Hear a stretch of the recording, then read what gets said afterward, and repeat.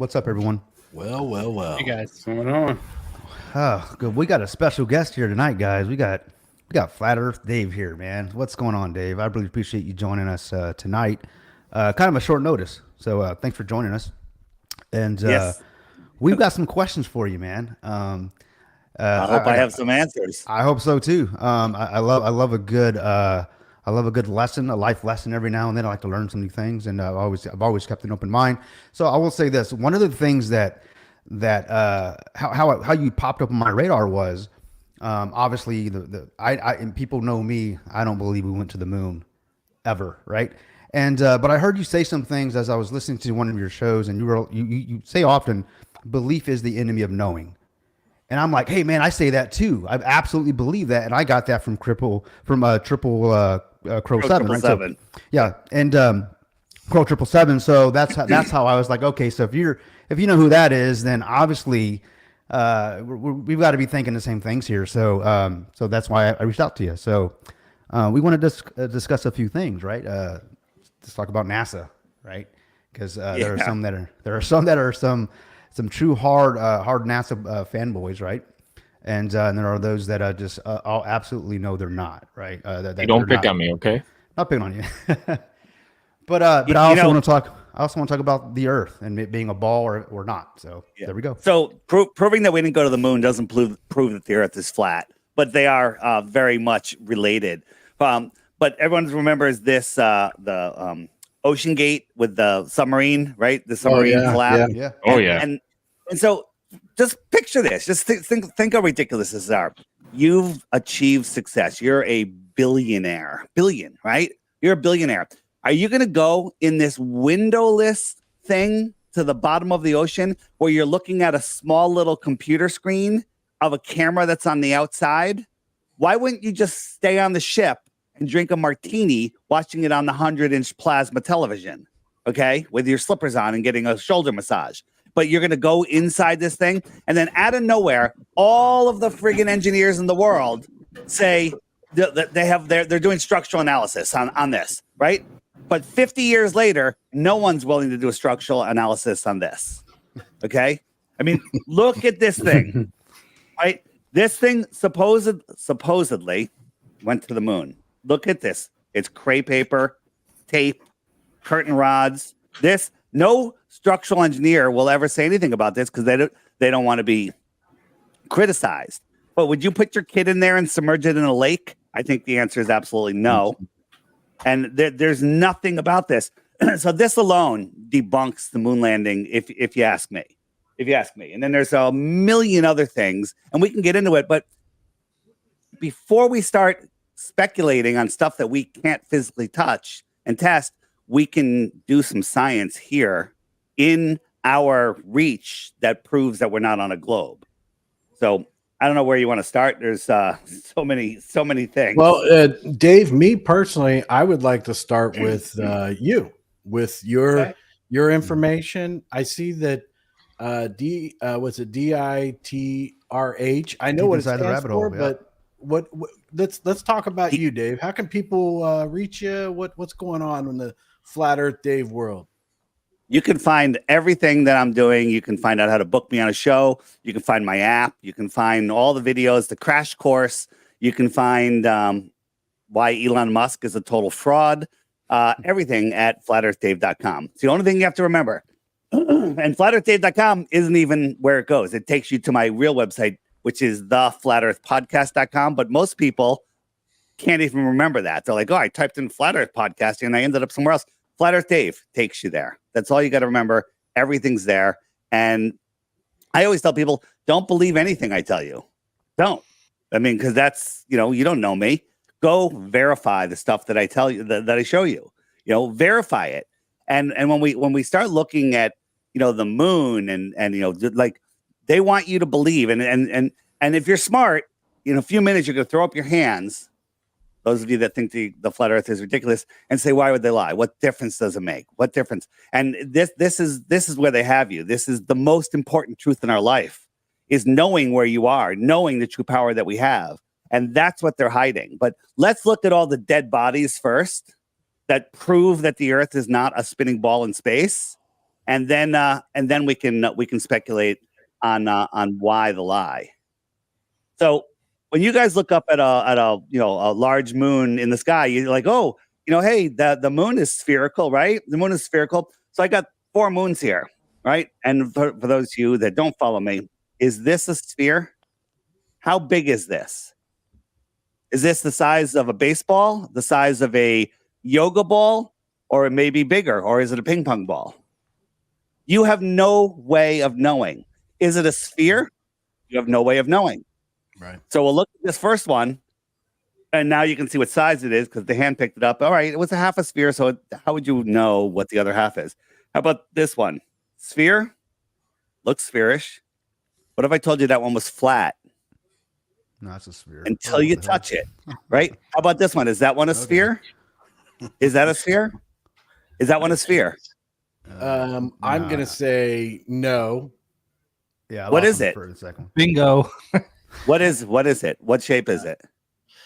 It looks like a sphere. to me. It looks like a sphere. Right? I'm gonna be honest. It's a cup. It's a bowl. Oh my god. So again, unless you can touch things, the last one's a sphere. Unless you can touch it and know the distance or something about it, you can't really say anything about it. All right, this is, we'll get into this later maybe, but the whole orbit of the moon. Let's do this right now because this is crazy.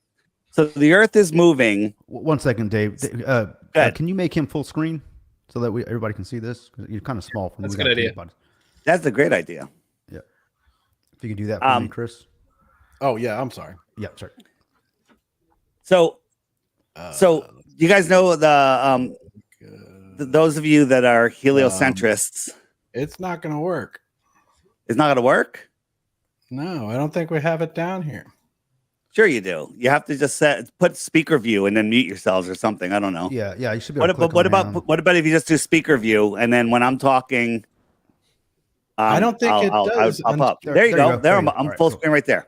All right. Okay. So there you go. So the Earth is spinning at 1,000 miles an hour, which is crazy, faster than the speed of sound. So when you're watching the sunset, you're falling over backwards faster than the speed of sound. It's ridiculous. And then we're orbiting 67,000 miles an hour around the Earth. Around the sun, around the sun. So this is the orbit. And while that's going on, the moon is orbiting the Earth. So if the Earth is going 67,000 miles an hour that way, the moon they say is traveling around 2,000 miles an hour. So it's got to be going 67 plus 2 is 69,000 miles an hour just to keep its distance. Then when it's here, it's got to be going 69,000 miles an hour. And then when it's over here, it has to slow down a little bit to let the Earth catch up. But at this moment right here, it still has to be going 69,000 miles an hour. But then it's got to slow down and go back here, right? Because if it didn't speed up and slow down, the Earth would crash into it or would lose it behind it. So how is it maintaining all of that? And all you can say is gravity, orbits, it's all in motion. None of that makes any sense. And when you actually think it through, it's the dumbest thing ever. So I have some videos that get into that in more in depth. So that's a huge problem. The other problem is the brightness of the moon. So when we look at the moon, it's its own light. It doesn't have a hot spot. When you light up a single source light, when you light up a single source sphere, it has a hot spot. And what is going on? I'm hearing some noise here. Oh, you know what it is? I have my amateur move. I have my YouTube playing, I think. Let's go. There we go. All right. Sorry about that, guys. It's all good. Yeah. So when we look at the moon, it's always this bright light that actually you can read by and cast a shadow on the ground. It casts your shadow on the ground. You can, in the middle of nowhere on a full moon night, you can read by it, but there's no hot spot, right? Now I'm standing right next to this cement ball. It's 12 noon. The sun is pretty much over my head or, pretty high in the sky. How come this isn't acting like a light? It should be blinding me because we're 250,000 miles away from the moon. And if you use the inverse square law of light, That moon should be dozens of times brighter than the sun for us to see it at the brightness we see it on the Earth. So if you don't, for those of you that don't know what the inverse square law of light is, every time you cut the distance to a light in half, it gets 4 times brighter. So if it was 1 lumen on Earth, you go halfway to the moon, it's 4 lumens. Halfway again from there, 16. Halfway again, 64. And by the time you get to 100 miles from the moon, I think it's something like the lumens is like 60 times brighter than we see the sun from Earth, which is unfathomable. You can't even fathom what twice the brightness of the sun is. But for some reason, all of this just works in space somehow. I don't know. It's absolute insanity. And there's never a specular highlight like all spheres have when they're lit by a single source. Another weird thing about the moon is these were taken at the same time in opposite areas of the Earth, the UK and Australia. And you notice that the dark areas reflect the color that's behind the moon, the color of the sky. They're blue here, they're black here, and there's a whole bunch where you just look at them and they represent the color of the sky. So what is the moon? I'm not claiming to know, right? You guys claim to know. It's a rock falling around that came from a chunk of the Earth, and it's orbiting perfectly, and it never turns. It's spinning, but one side faces the Earth at all times. How is that? How is that possible? Also, 250,000 miles away, the Earth's gravity is holding on to the moon. That's what you have to believe in the heliocentric model. The sun, which is made of hydrogen and helium, which defies gravity on Earth, is holding on to all of the planets from Venus to Jupiter to Pluto. It's holding on to all of them, but it ignores the moons. How is that? How could that even possibly be? If we look at where to go here? If we think about this, let's just jump here. You got the sun, it's holding onto all the planets. This isn't to scale, because if you ever looked at a scale model, they did one in the desert, where the sun was 20-foot high ball. The distances that these things were miles away, and the size of an orange. It's so stupid how far away they are. But the sun is able to hold on to all of these. Okay, so the sun's able to hold on to all of these. And now let's see. Let's see how you guys are. This is a lunar eclipse, and that's a solar eclipse. I'm saying lunar because it supposedly is the moon blocking the sun. And so if we're standing on the Earth looking at a solar eclipse, where's the moon? The moon is in between us and the sun, right? The moon would be somewhere between us and the sun. With me? Give me a yes. Yep. Okay. So the sun, why does it ignore the moon and hold on to the Earth and hold on to Saturn and Jupiter and Pluto and Neptune? Why does it ignore the moon? When the moon is coming around the Earth towards the sun, how come it doesn't get pulled a little bit? And when it's going away, how come it doesn't get slowed down a little bit? And the only answer they could say is, well, because the Earth's gravity is closer and it's negating the sun, but the sun can hold on to Pluto, right?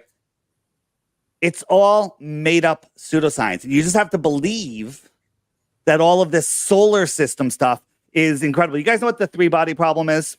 Have you heard of the 3-body problem? It's okay if you didn't. I didn't when I first was asked. I have not heard of the 3-body problem. Yeah, I've actually. So the 3-body problem, the 3-body problem is this, where they can take a supercomputer and they can say, okay, we got a sun, it's got this much mass, this much gravity, and we got a planet, and we're going to put them into orbit, and the supercomputer will predict where it's going to be forever in any amount of time perfectly. Then you add in one more body, another planet or a moon that goes around the planet, and now you have 3 bodies, and no computer in the world can figure out what it's going to do next. Here are 3 equal bodies in a computer simulation. Equal bodies. We don't have equal bodies. Everything's unequal, so it's worse. And what you notice is their gravities start to perturb each other, and it goes into chaos mode, and nobody can figure out what it's going to do except for a second or two in the future. but it can't figure out what it's going to do next. Right? That's just 3. Right? There's hundreds of billions and trillions in our in our galaxy alone. And we have hundreds of bodies in our solar system, our ridiculous solar system. So they can't figure that out. But somehow we have all of these planetary alignments and nothing ever changes. You know, the finest watch in the world, you know what's more accurate than that? The sky clock. The movements of the planets and the stars and everything is more accurate than the finest watch made, because that's real time. And for some reason, the gravitational beehive that we allegedly live in works perfectly and never changes. How about this? Let's talk about stars for a second. I'm all over the place, but this is good. I like it. So, I like it. I've never even thought about all Yeah. this stuff. Yeah. You just take it for what it's worth, and you believe it because a guy in a lab coat wearing a bow tie, who's must be a scientist, not a failed comedian, he told you that boats go over the horizon. You know, he told you this, and you just believe it. I believed it. So when you look at where's my thing? When you think of our solar system, so we are corkscrewing. So they don't even teach kids Right. Yeah. Yeah. what we're really doing, right? So this is our solar system. Not only is it spinning, are we all spinning, but the sun is flying and we're corkscrewing through space. Yes. So this is what's going on, right? And then our moon is going around us. Why all this is going on. And we're traveling 4.4 billion miles a year, never to return to where we were before. But somehow, none of the stars change. It's worse than that. They tell us there's 100 billion stars in our galaxy. And they tell us that 80% of them are binary. A binary star means that there's 2 stars and they orbit around each other, right? So not only are they spinning in the south, they're doing this figure 8 around each other. So all of these different stars are binary and they're doing this crazy figure 8 pattern. But never in all of history has anyone ever seen any parallax where 2 stars change positions. Hey, that star is on the left side of that star, or that star moved over there. Every star, it's like it's fixed in the sky and the sky is rotating above us. Or maybe the stars are fixed lights in the sky that is rotating above us, because there is no other explanation. There's nothing. You should see different star patterns every single day, every single night. They should be different. But go out tonight, take a picture of the stars, put a note in your calendar to remind you next year, same date, same time, to go out and take the same picture. And just look at the northern star. I mean, every star. Remember the Georgia guides? Well, here's this. So you know that there's a in the Great Pyramid of Giza, there's a shaft that looks right at Polaris. And we're like, wait a minute, heliocentrist. You know, if they say that Polaris is so far away that all of the motions never add up to anything, which is ridiculous. We can prove that wrong. But they also say the Earth is wobbling. And they said 2,000 years ago, when that was built, or whenever it was built, it was pointing at a different star. But it just happens to be pointing at our North Star now. So if the Earth is wobbling, our North Star should constantly change. Well, they just have stories of it changing. But here's the thing. The Georgia Guidestones had a hole, and you look through it, and there's Polaris. Now, the Georgia Guidestones were built in 1981. They were over 40 years old. That means, according to the wobble of the Earth, that we've moved over a half a degree. Now, it doesn't sound like much, but a half a degree is like 1.5 moon widths. That would knock it right out of that hole. But we were there. We looked. The star is still there right in the center of the hole. So we started doing a lot of podcasts about it. It started going viral on TikTok. What happens?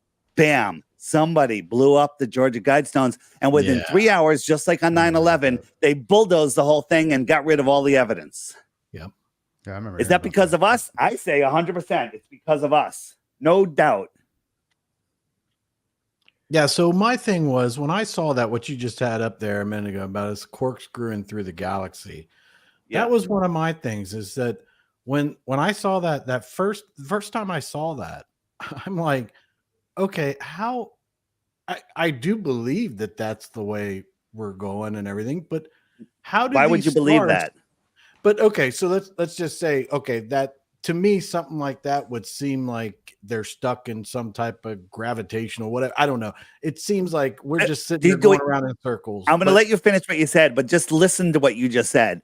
Right. Some reason, some gravitational, but I don't know. Something. Nobody knows. Nobody knows. Why, if that is the way that it's going right now, what that video shows that we're going through corkscrewing, why are the stars in the same spot? What that to me, that was like the first thing that came to my mind was like, if that's the way it's really going right now, and I've seen that from like, you know, those white coat lab people saying that's what's going on. Why are the stars still in the same place? Every night, millennia after millennia, they never change. Never change. That is true. They're always. You can set your direction by the northern star. You can do. I mean, that's how people would travel through the sea and stuff like that. I mean, so it's been there in recorded time. It's always been there. So to me, now I'm like, okay, so that's one of my biggest questions. So they tell you that things are so far away that there's no parallax, which is crazy. It's absolutely insane. So let's look at some of the distances that they tell us. All right.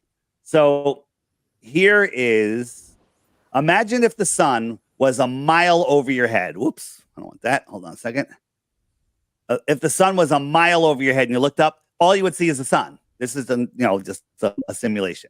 So if the sun was a mile over your head and it was the size that they tell us, 186,000 miles across, can't even fathom what that is. Okay. It would fill the whole sky, horizon. That's all you would see. Now, if you move something, so the sun's right here, that's all you see. And we move it 93 million miles away, which is the made up number that they said the sun is. And the sun would get smaller, right? Because of perspective. Right? Mm-hmm. So you move it 93 million miles away. Now it's the size of a coin held at arm's length, a nickel or a dime. You hold it up. Yeah, that's about how big it is. If I doubled the distance, how much smaller would it get? It'd be smaller than a coin, right? Well, let's say it's the size of a dime or nickel. Let's say a nickel at arm's length. Mm-hmm. If I doubled the distance, the inverse square law says it would be 1/4 of that size. So now it's the size maybe of a pencil eraser. Right. So that's double the distance 2 times. Let's double that again. So now it's 4 times farther. Well, now it's 1/4 of a pencil eraser. It's getting pretty small.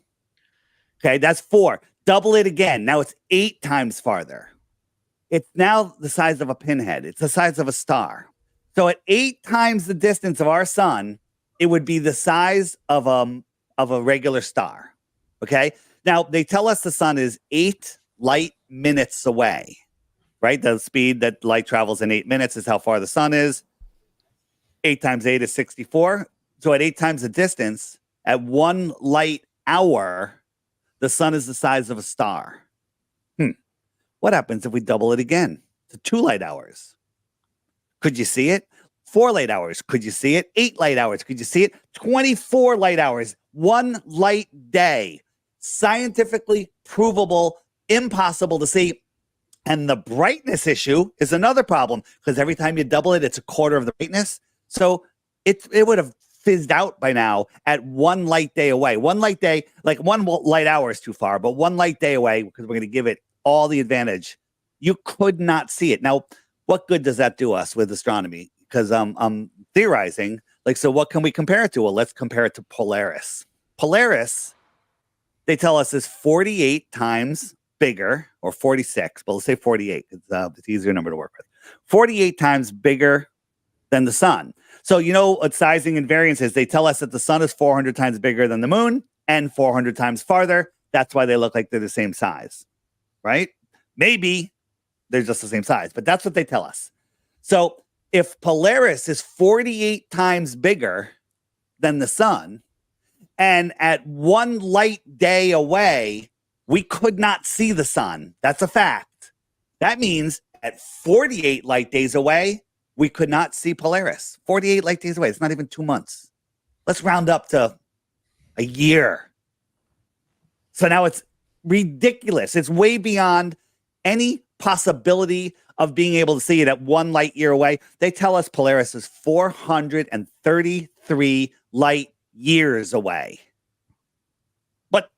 But Dave, the light has been traveling to us for 1 billion years, and it's just traveling, and that star could be burned out already. Cool story, but light spreads out. Light spreads out. And that's why it gets thinner and thinner until you can't see it. So 433 light years away, the most important star in the sky, and now NASA's like, well, maybe it's only 333 light years away. What? You're going to take off 100 light years? Yeah. Okay? They're just making up crap. It's the dumbest crap ever. And here's the thing. You've heard the saying, if you're going to lie, lie big, right? This lie is so big that even conspiracy investigated minded people are like, that lie is too big. They couldn't even keep a blowjob a secret, right? So it's so big of a lie. And the indoctrination is amazing. You're indoctrinated to the globe before you can speak. Children's cartoons, books, everything. Goodnight Moon, Sesame Street's got astronauts on. It's absolute insanity. If you watch Sesame Street, remember Sesame Street? You guys all watch Sesame Street, right? Oh, yeah. Maybe. Okay, maybe some of you still do. We've got kids, man. Hey. Yeah, I got it. So here, this is, and you know what the revelation, those of you that listen to Crow, you know what revelation of the method is, where they always tell us the truth. So not to break our free will, that's a whole nother thing. But here's a scene from Sesame Street, and they're teaching kids about fiction. What is fiction? Fiction is fake. Here's the fiction section. What's right up here? A globe and a rocket. Why is that in the fiction section? Is it just decorative?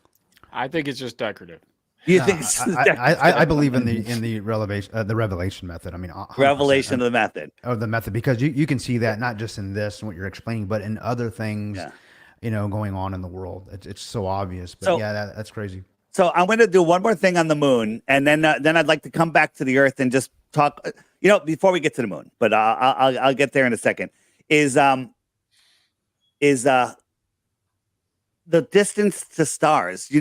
Besides our sun, they tell us that our sun, that stars are bigger than our sun, but our sun looks bigger than the stars. They tell us, the sun is bigger than the moon, but they look like they're the same size. Everything they tell us is just a lie, and it goes against all of our senses. And they tell us that the stars are all rotating, moving in all their own directions, but they clearly appear to be rotating above us. So the closest star outside of our sun is 4.5 light years away. That's 25 trillion miles. 25 trillion miles. So how far is 25 trillion miles? And those of you that listen to me don't answer this, but those of you that think we went to the moon probably don't know this. Do you know how long 1 trillion seconds is? Moon landing. Moon landing guy, raise your hand so I just don't know who you are. Who you believe in the moon landing? He's a math guy too, Dave. So watch out for that. So how long? Just take a guess without Googling. How long is 1 trillion seconds? Just take a stab in the dark. 10 years?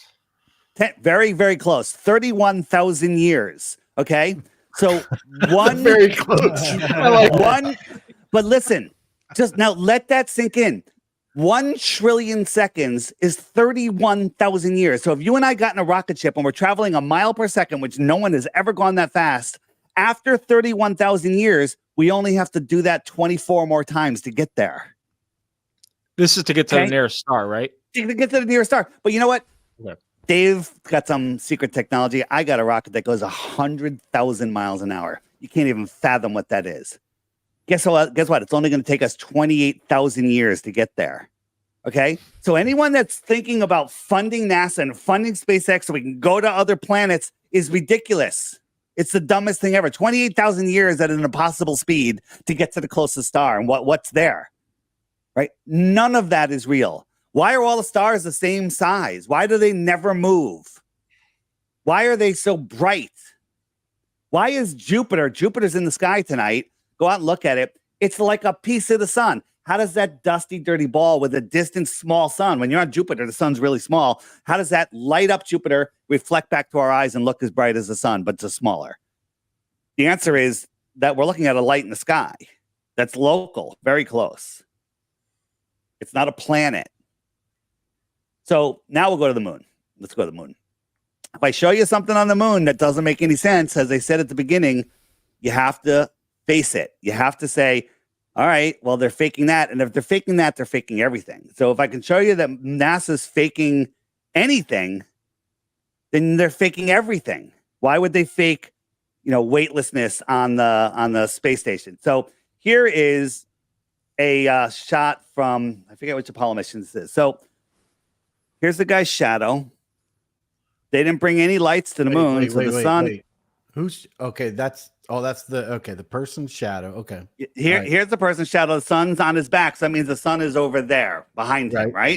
Yep. Very so, logical. Yep. So he's gonna go to the right. So we're just gonna follow him. We're panning to the right, panning to the right, panning to the right. And now his shadow seems to be going away. Like now he's going to the right. Just turn to the right a little more. And now his shadow's pointing in the opposite direction. Oh, that's a problem. That's a problem. Okay. And now it gets worse.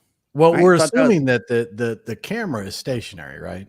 Is that no? The camera is just panning to the right. You can look at it. The camera wasn't spinning around. Camera is stationary in one position, just panning around. Right? Yes, there's absolutely. not someone walking with them, right? That's what. Even if he was, it couldn't do that unless he ran around him or something. Or I don't know. He ran to the other side of the moon. Yeah. Well, but here's the thing: you got to make up excuses. So here's another issue. So here's when the middle shot. Look at these. Let's go right here. Watch his visor, and you're going to see 2 lights, and then you're going to see 4 lights in his visor. 1, 2, little square lights. Okay, and when he turns his head, you're going to see 4 lights reflecting in his visor.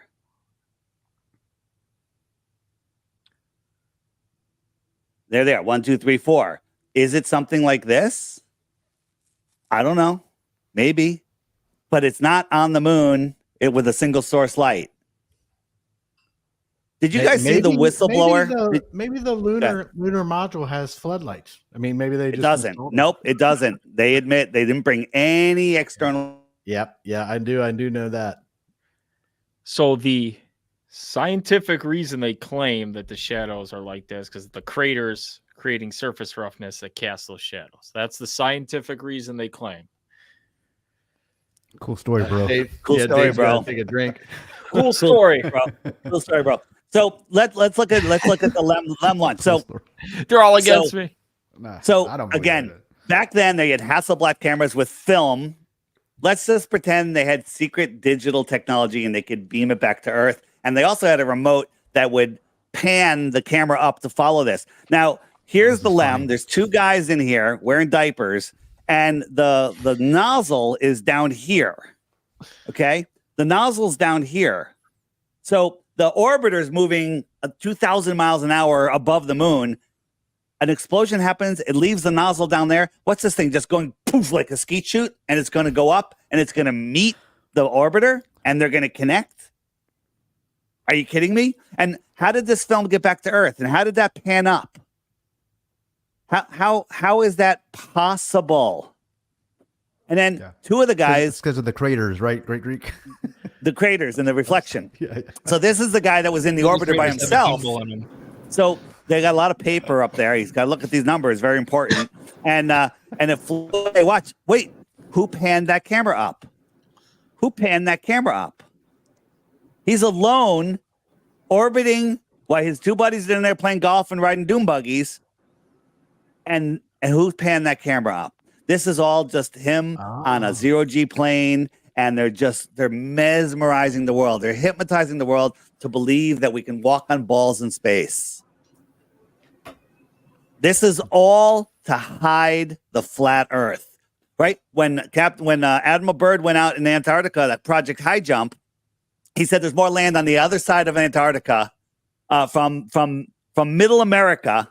He said, across the South Pole, there's more land bigger than the United States. What?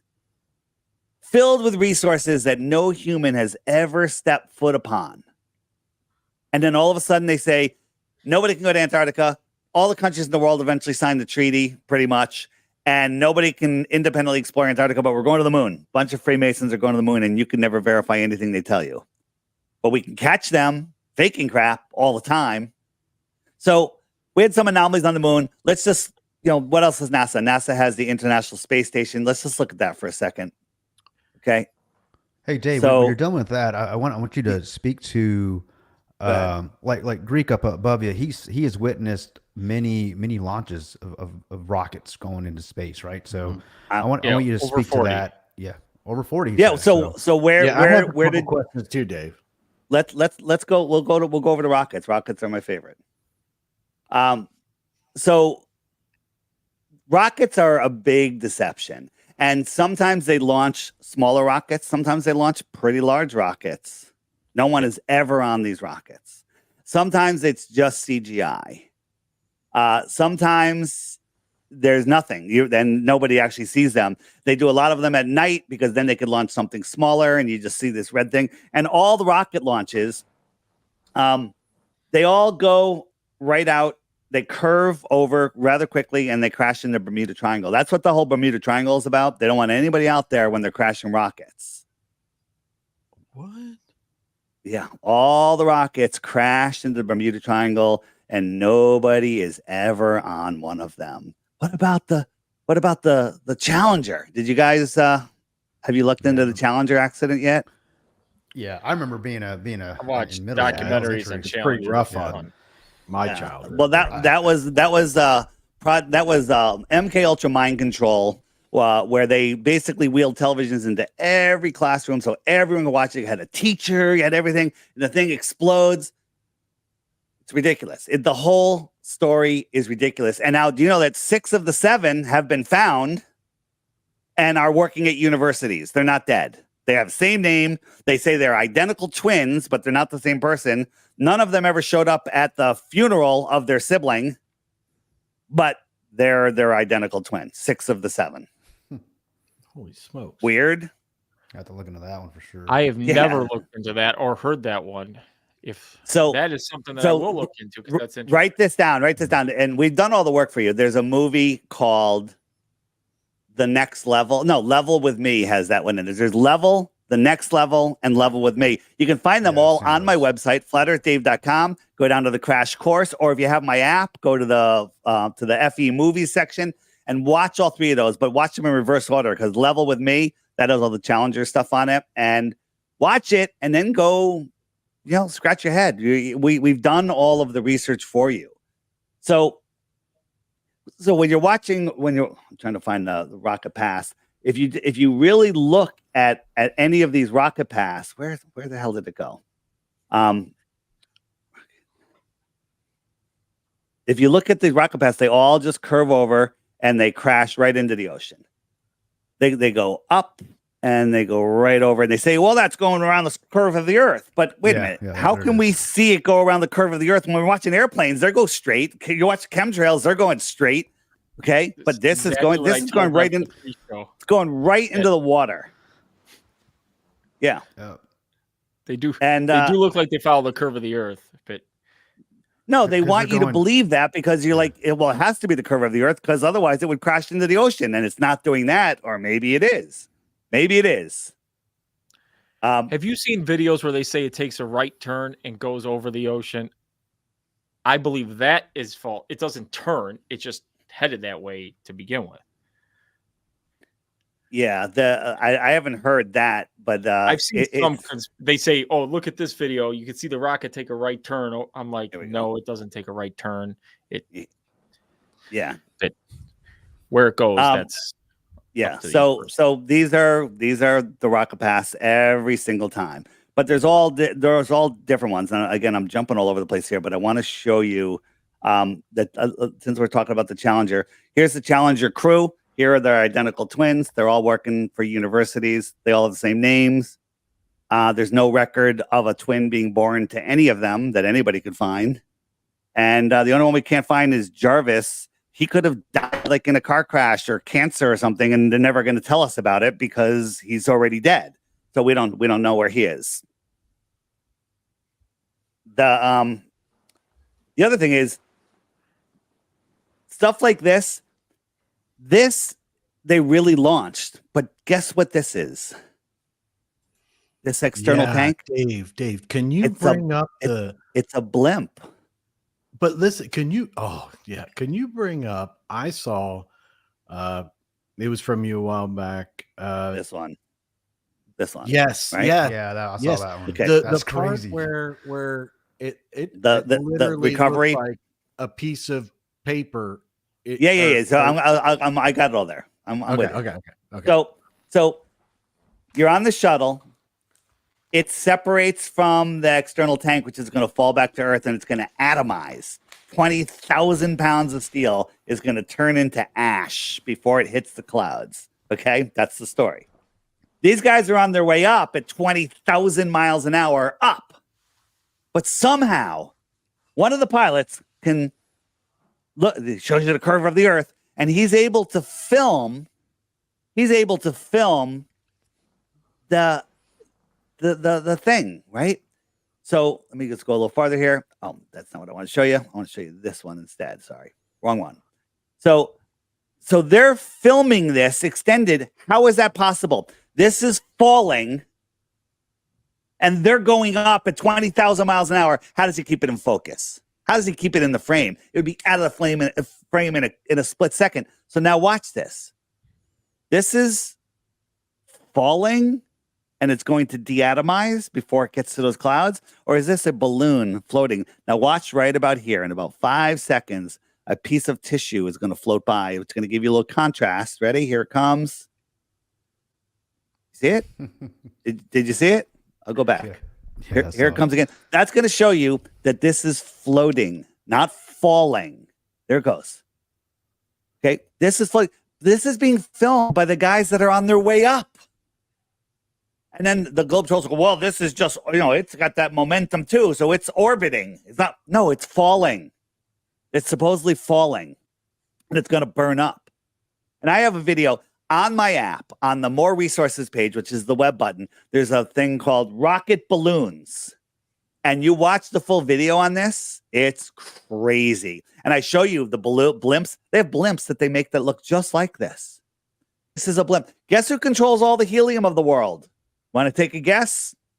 Moon landing guy? NASA. Yes, very good. They control all the helium in the world, and they've one right demonized. for one. You did. They've demonized hydrogen with the Hindenburg, which is the fake event, and so they don't want us having the giant airships that they used to have in the past. Our history is a lie. They had airships back in 1800s or whenever they had them that were carrying thousands of people, like cruise ship size airships traveling all around the world. But no, you can't have that because that's kind of free travel and it could be quite luxurious. But as this thing's falling, we saw something. I think this is the one. We saw something, an anomaly. Let me see if I could find it. Oh, this is the recovery, right? Yeah. And we saw something that was kind of cloaked. Let me see. Is this the one? That's not it. Yeah, that is creepy. Yeah. Oh, here it is. There it is. There it is. Yeah, there it is. There it is. Put full screen. Yeah. Hold. This is I think we're back to the beginning. This is the recovery one, I think. So here's Felix Baumgartner, the hot Red Bull jump. When he jumps, watch how fast he falls. And this is from the balloon that's not going 20,000 miles an hour in the opposite direction. It's stationary. He's gone in a second. Okay. So here's this thing floating around, and all of a sudden we saw something right there. What is that? So we'll adjust the contrast, or we'll slow it down. Watch right there. What is that? Something trying to hide itself. I'll use the word cloaking, but Got it. I don't know if that's the right word. What is it? That looks like some sort of quadcopter or something. And we're theorizing that it's a blimp recovery system. Do you see a tail hook on it? I thought I saw in the video that you showed, looked like there was a tail hook. Yeah. So here it is with the contrast again. Oh, that's crazy. Yeah. So what's going on here? I'll tell you what's going on here. NASA's lying. That's what's going on here. So if NASA's lying, why are you going to believe that they went to the moon, which is just absolutely insane, ridiculous, absolute insanity? I know I say that a lot, but that's because it is. It's absolutely insane. Yeah. So let's go over to my favorite one is this SpaceX rocket launch, which is have you guys watched any of the upright landings that SpaceX does like this? Yeah. Yeah, I've always thought I've always thought that was fake as hell. Yeah. I was hoping that Elon was the guy, the chosen one, but I've seen so much ever since he supposedly put a car in space. He lost me, man. I've seen one of those coming into port when I'm eating at Cape. You saw it landing.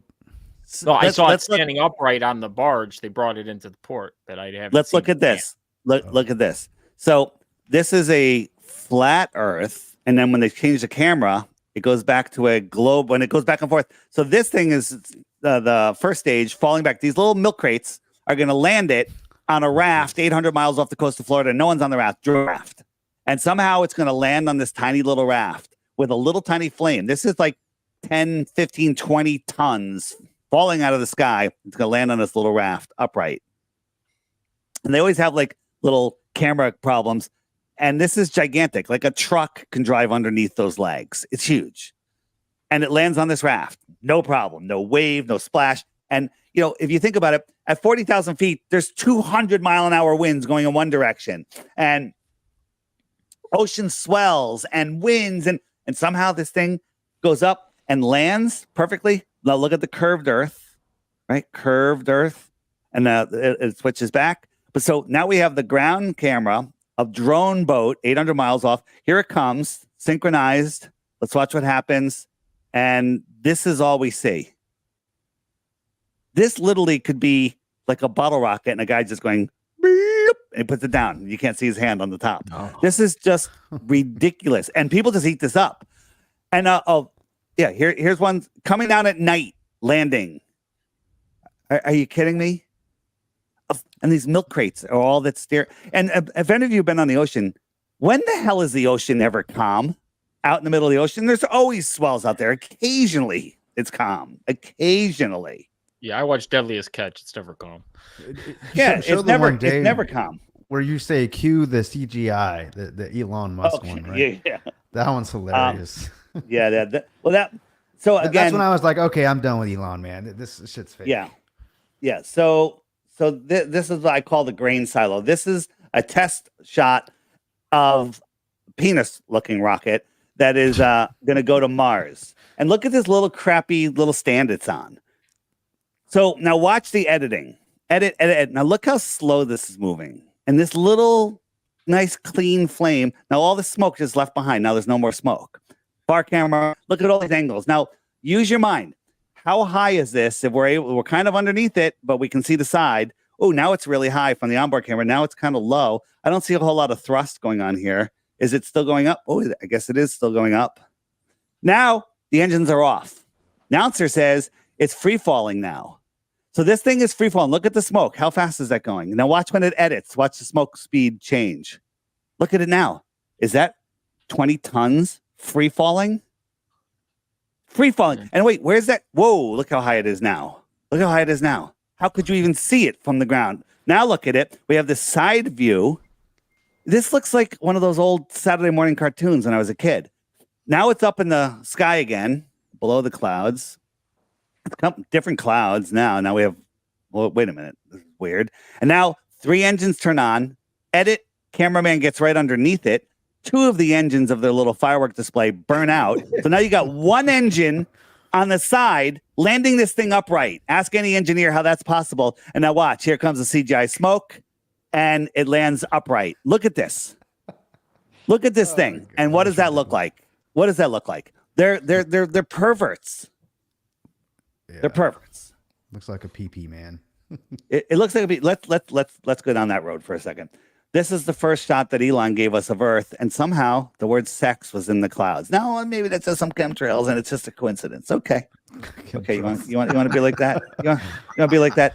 This is Elon's rocket. Maybe I just have a sick sense of humor. Okay, I don't know. You know, maybe that Dave's just a pervert. Okay, maybe I am. Who knows? All right. So here is the Jeff Bezos's rocket, and whenever his rocket that really looks like a penis goes, it's always doing this. The cameraman has epilepsy or something, not sideways epilepsy, but up down epilepsy. Okay, look at this. This is every single time they have a launch like this, it's doing this little jerky motion. I don't know. Maybe I'm just, Wouldn't that make sense? So it's going up so fast to pan and catch it, you have to do the jerky motion. Never SpaceX or the other rockets. Only Blue Origin. Okay. Here's the first flight path trajectory for the Apollo missions. Okay. I don't know. Am I being a child? All right. Maybe I'm just pervert. Okay. So here's the space station. Now I look at their mission patch. This to me looks like a baby in a womb, but I don't think that's not the main point of this one. But they were very excited that they're tired of drinking coffee out of bags and they miss drinking out of a cup. So someone designed a special cup that you can drink in space so the water wouldn't come out, which makes so the coffee doesn't come out. So here's the cup. Can you see this cup? Let's take a closer look. What? And when the girl was drinking at his cup, she's making these goo-goo faces like, no. It's like, look at this thing. This is a vagina. This is, anyone needs an anatomy lesson, look around. This is a vagina. It's a vagina. Okay. and the weird thing is, I'm kind of embarrassed. My wife, I didn't realize she was a big rocket fan because I found her a model rocket in her drawer. I was like, this is crazy. I can't believe you believe in that nonsense. All right, just kidding. Not hers. Your poor wife. You're a big man for admitting that, Dave. You're a big man for admitting it that you found it. I have a question for you, Dave. Go ahead. Okay. A lot of good information. Really, really great information. And I don't know how you feel about this, but I do know that I've been having conversations with people, for a while now, and I'm a Christian, and with a lot of the things that you're talking about and stuff like that, do you have any kind of, it seems like there's people that are just cannot believe anything, of a religious aspect, and others that do believe. Any of the information or anything that you have, does it give you any kind of understanding as to some type of religious belief or anything like that? If I understand your question correctly, before I found out the Earth was flat, I was, and it's hard to even realize that I was that dumb. I was an atheist. I believed in evolution. I believed in the Big Bang. I believed in it all because belief is easy. It takes no work. You just have to memorize what they tell you. Mm-hmm. And then when I understood that the heliocentric system is insane, it's impossible, I realized that there's a creator. So I don't want to put the word religion on it, but I know there's a creator. I couldn't be doing what I'm doing without the creator having my back. I can't do this by myself. I know that I'm on a mission, and the creator has my back, and you can use any, and I'm very careful with my words. I don't, God, creator. I don't want to tell anybody what the creator is. My job here is to bring people from complete atheism to being lost in the heliocentric model, the heliocentric satanic system, and show them they're at the center of creation. They're powerful beings. There's a creator, and this world is made for us. And then the rest of the journey is their own personal journey. Wow. I would actually agree with that sentiment, Dave. you know, I'm a Christian as well, and I think I'm in my mid 40s, and around my early 40, or I would say late 30s into my early 40s, it's kind of losing my connection to the Creator, my faith in a sense. His life's hard, all that stuff. So, but it wasn't until I started. I like to say I unplugged from the Matrix. I reconnected, and now I see what it was hidden from me, I think. And so I'm on this journey as well. So I'm just looking for the truth. And I found that in truth, go ahead. Yeah. Yeah, no, go ahead, finish. In truth. No, so in the truth that I've been finding out, and it started with the moon. I'm a big Star Wars guy. I love space and all that stuff. The moon landing, I believed in all that. Once I realized NASA was just a lie, were just lying to me.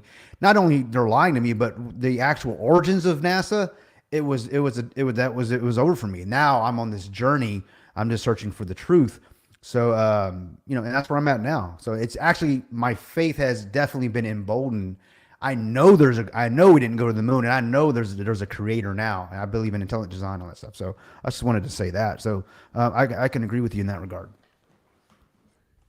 Yeah. So NASA's founders are a bunch of crazy. You know, you have a cartoon artist and a Scientologist and an ex-Nazi and an occultist. Right? These are the people that founded NASA, allegedly.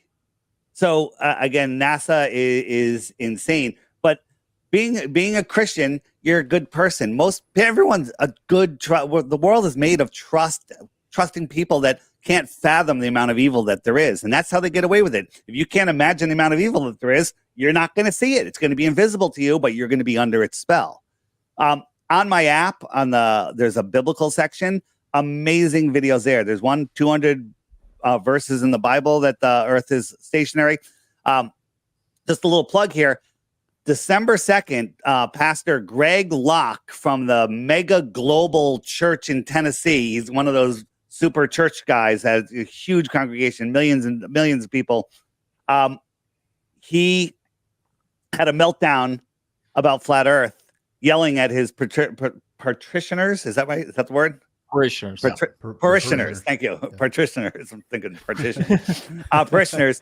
And he challenged Pastor Dean Odell to a debate. And that's happening December 2nd. I'm going to be there. A bunch of people are going to be there. Austin Witzett's going, I believe, and Matt awesome, Long. Man. And that's cool.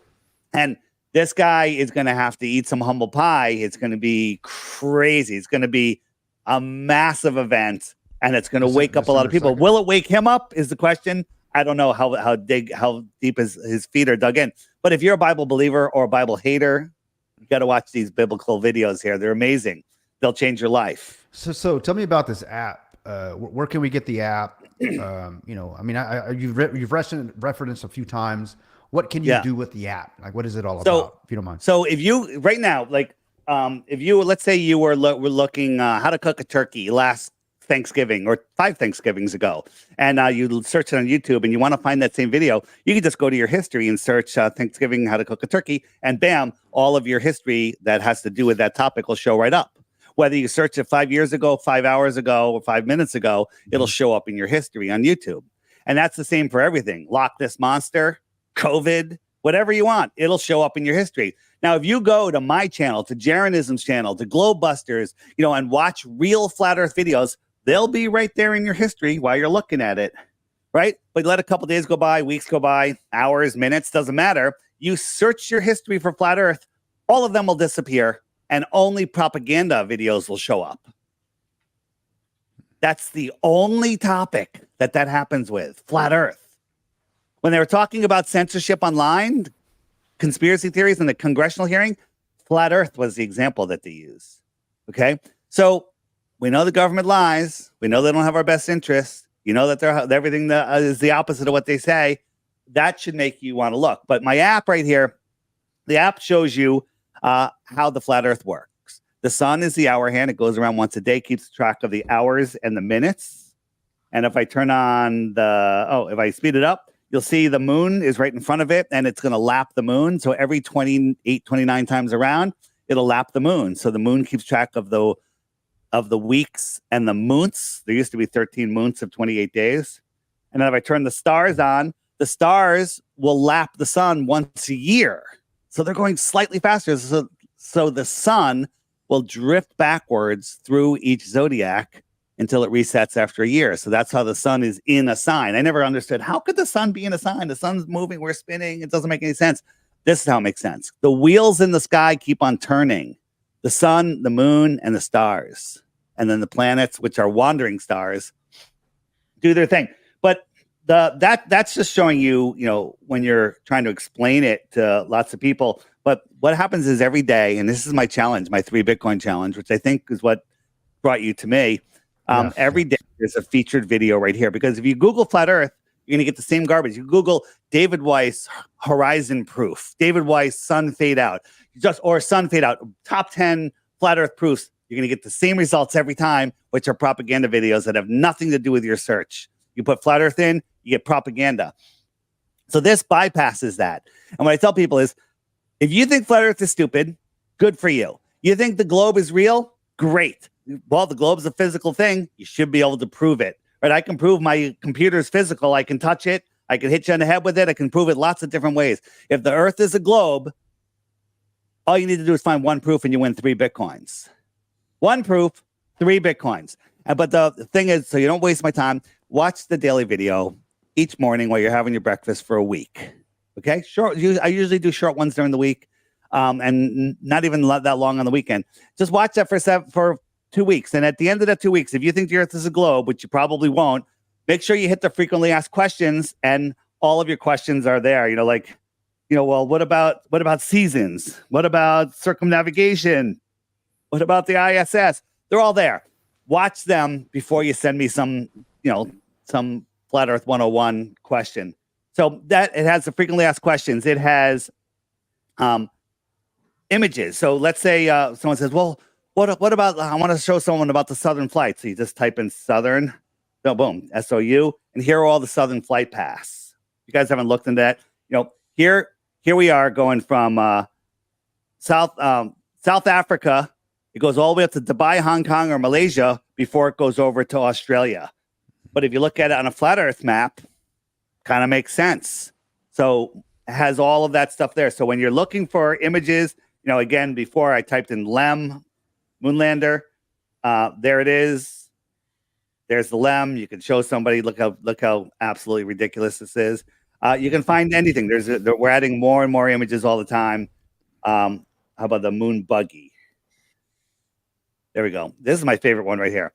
So in 1970, for $38 million, you can get these 2 beach chairs and this beach umbrella on this Jeep chassis for $38 million. But today, in inflated dollars, it's only $37 million to get this bad boy. Okay? Does that make any sense to you guys? Makes no sense, man. Right? How much money does NASA get? And they paid? I left heard you that say there, They left everything. NASA gets $80 million a day. That's what they supposedly get. I think they get like 4,000.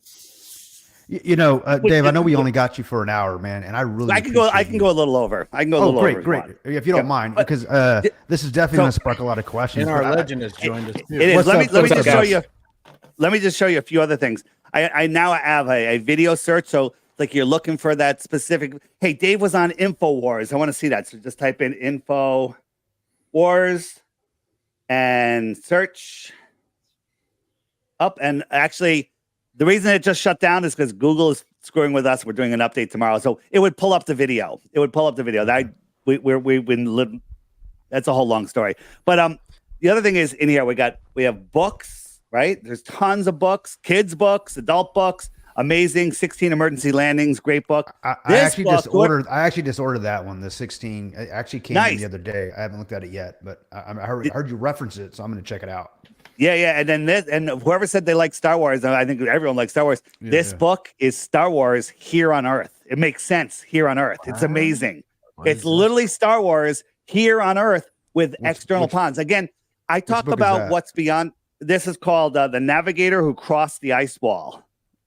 And it's short, it's big type pictures, and you can read it in a very, very short time. But it's amazing. There's actually 3 books. It's amazing. Now, is it true? Maybe there's truth to it. Maybe it's partially true. Maybe it's all true. I don't know.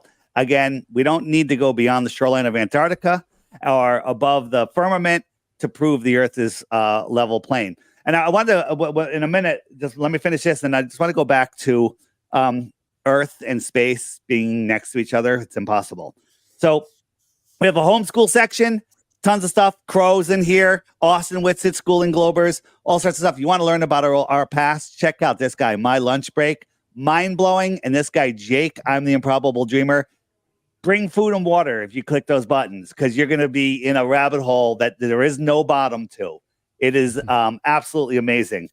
And then the last thing is the Friend Finder, which is amazing, is shows you where other people are around you, and you can message them. You can look at their profiles. People are using it as a dating app. They're using it as a true friend finder, as a way to find people to work for them or with them.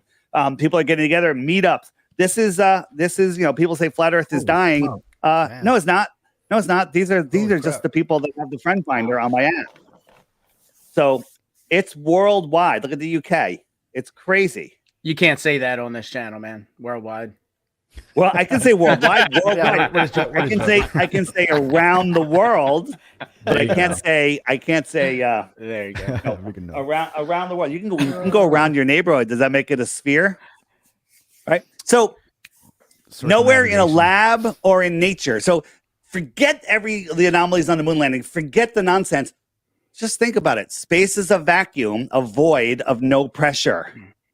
Nowhere in a lab or in nature can you have high pressure next to low pressure without a physical barrier.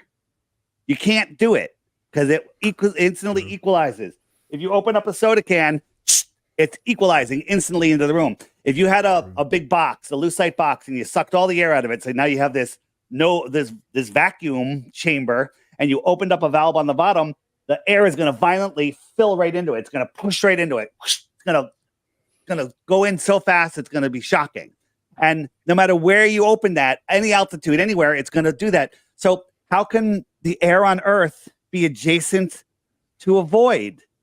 And because that vacuum, like I can drink through a straw, how can the weak, low pressure system of my lungs pull water and air up and away from gravity if gravity's holding the air down? Well, right? Well, it's insane. The answer is gravity. Well, because of gravity, right? I actually heard something. I think it was Austin Whitsitt when he was talking about electrostatics. I think you talk a little bit about that. So that was really interesting to me. That kind of put me on a different journey. Because when you understand how, if gravity is a theory, that's what it is. Yeah, I mean, it certainly is. Theory. NASA, everybody says that, but it's not as strong as electrostatics, right? Or something like that. Let's talk about that. And I talk about it all the time, but it's worth hearing it again if those of you that heard it. So first, gravity can hold the air molecule down. What's heavier, an air molecule or a water molecule? The water molecule would be heavier. Sure. How come clouds float with millions of tons of water in them? Yeah. Okay. That's all a lie. This is all of that is a lie. Yes, clouds are made of moisture. I think clouds are a whole nother thing. That's a whole nother podcast. This is what we think down is. Down is down. This is crazy, right? Crazy. We think down is the same direction for everybody. But the globe, while it's spinning, down is, everyone's feet point down.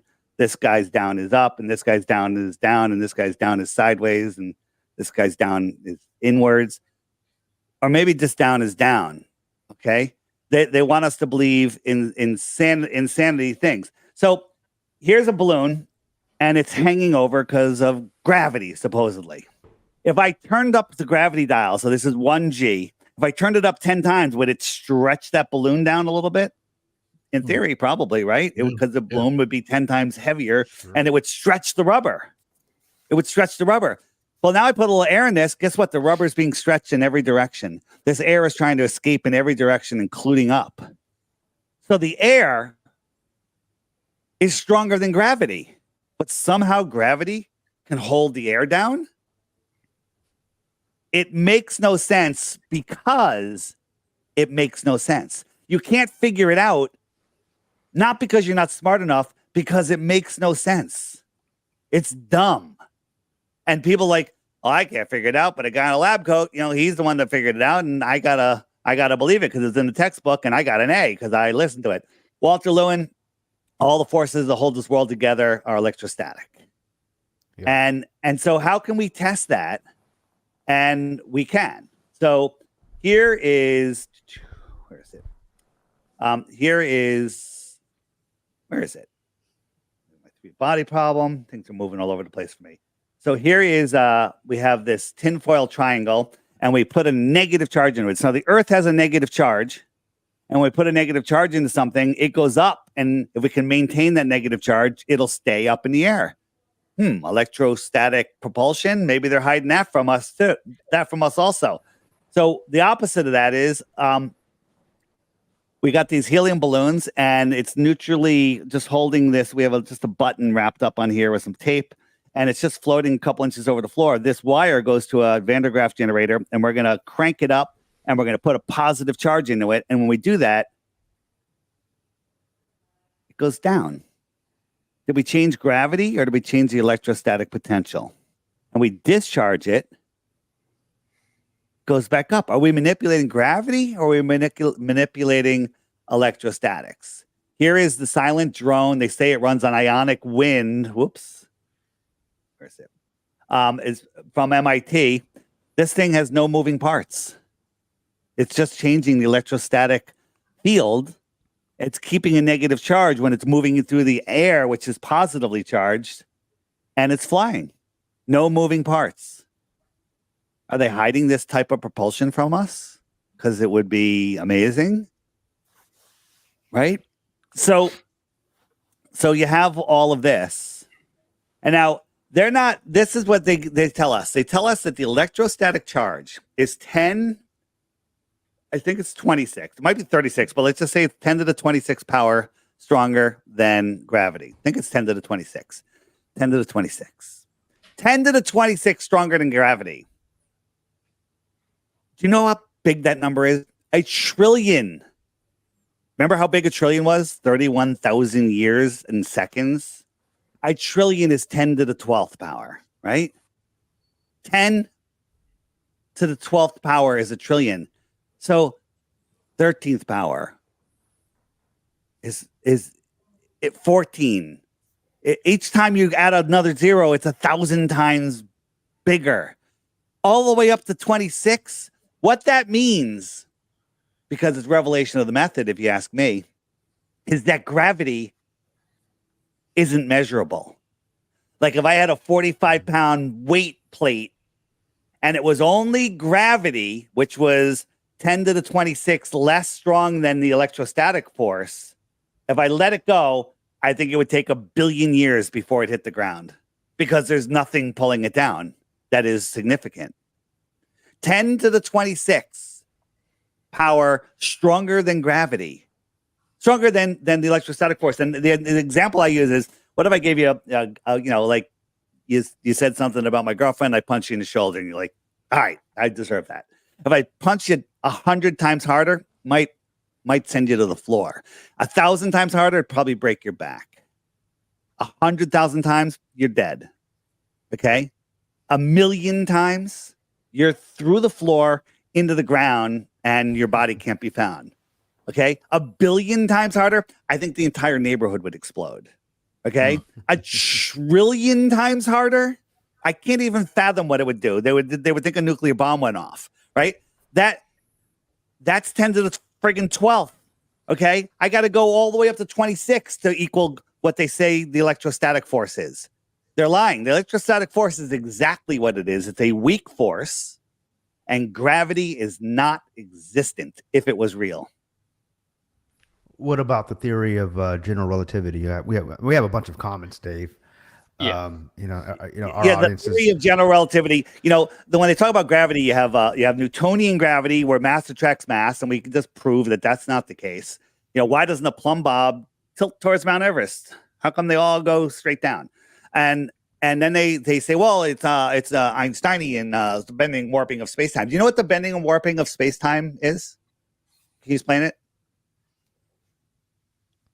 No. You know why you can't explain it? Because nobody can. It's all made up nonsense. It's ridiculous. So you want to go, there was a group of Australian or German scientists, Austrian scientists, like 100 of them back in Einstein's day, that all got together and saying Einstein is leading the world in a very bad direction into a pseudoscience of all just equations that have absolutely no meaning. They literally ousted him, but the media, the governments are like, nope, Einstein's the man, and he's just a puppet. He's just a puppet. I think Einstein was an idiot. And they just used him to create general relativity, to hold up their Big Bang model. And it's all nonsense. You have God-given common sense. And Well, some most of us people do anyway. Well, we all do, but a lot of us just give it away. They just give it away. Now, They just what's give it your away. thoughts on weather balloons and people actually sending cameras up and seeing the curvature? Well, no one's seen curvature. Neil deGrasse Tyson says that you can't see curvature at 120,000 feet. They keep moving the globe post every time we show them. Oh, you can't see curvature from an airplane, and then they're like, "Well, you have to go in a MiG fighter." And then the MythBusters went up, and they're look the curvature. I can see the curve of the Earth, but then they had one camera that was looking out the back that didn't have a fisheye lens on it or wasn't looking through a curved window, and there was the horizon at eye level. And then so Neil deGrasse Tyson comes out, he goes, "Well, you got to be up at 120,000 feet." So then we looked at Felix Baumgartner's jump, and we showed that was perfectly flat because we send balloons up and we have this perfectly flat horizon. So Neil had to come out and go, "No, he was using a fisheye lens. You can't see the curvature from that height. You're tiny, And so they keep moving the globe post. So 120,000 feet. So I'm going to show you a series of pictures, and you tell me which one is from NASA. Okay? I'll give you a hint. This one is not. This is from one of our balloons. Then you have this one. And then you have that one. This one, 2, 3, or 4. Can you guess which one's from NASA? 4. Of course. Of course. Yeah, yeah. Right? Get a cookie Flat. green. Not. So here's the other thing. So the Earth is spinning at 1,000 miles an hour, right? So it's spinning to the east. A balloon goes up. It spins to the east. That balloon should come down west. If the balloon's up for 3.5 hours, he should come out like 3,000 miles to the west. But we send balloons up, and sometimes they land to the east of where. So that means they went up, they sped up faster than the spin of the Earth, and landed in front of the spin. You know why you can't make sense of that in your head? Because it doesn't make any sense. Yeah. But wouldn't if they were in the Earth's... If everything's rotating with the Earth, but a summer breeze can blow the wind left and right, and I'm just trying to say, like, if you're if you're in the He's trying to win that Earth's Bitcoin, atmosphere, Dave. you'd rotate with yeah, the no, I Earth. get it. It's kind of like being in a plane. Like if you jump on a plane, you go down at the same section because you're in that.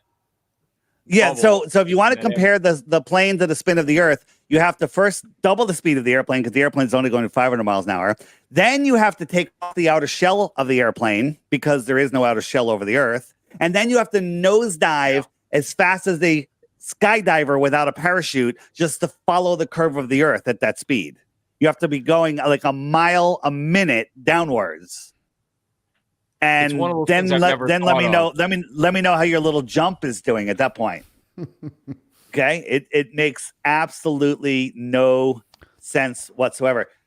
Balloons go up. So this balloon goes up and has to travel 1,000 miles an hour to keep up with the Earth, and so does this one. What does this one have to do?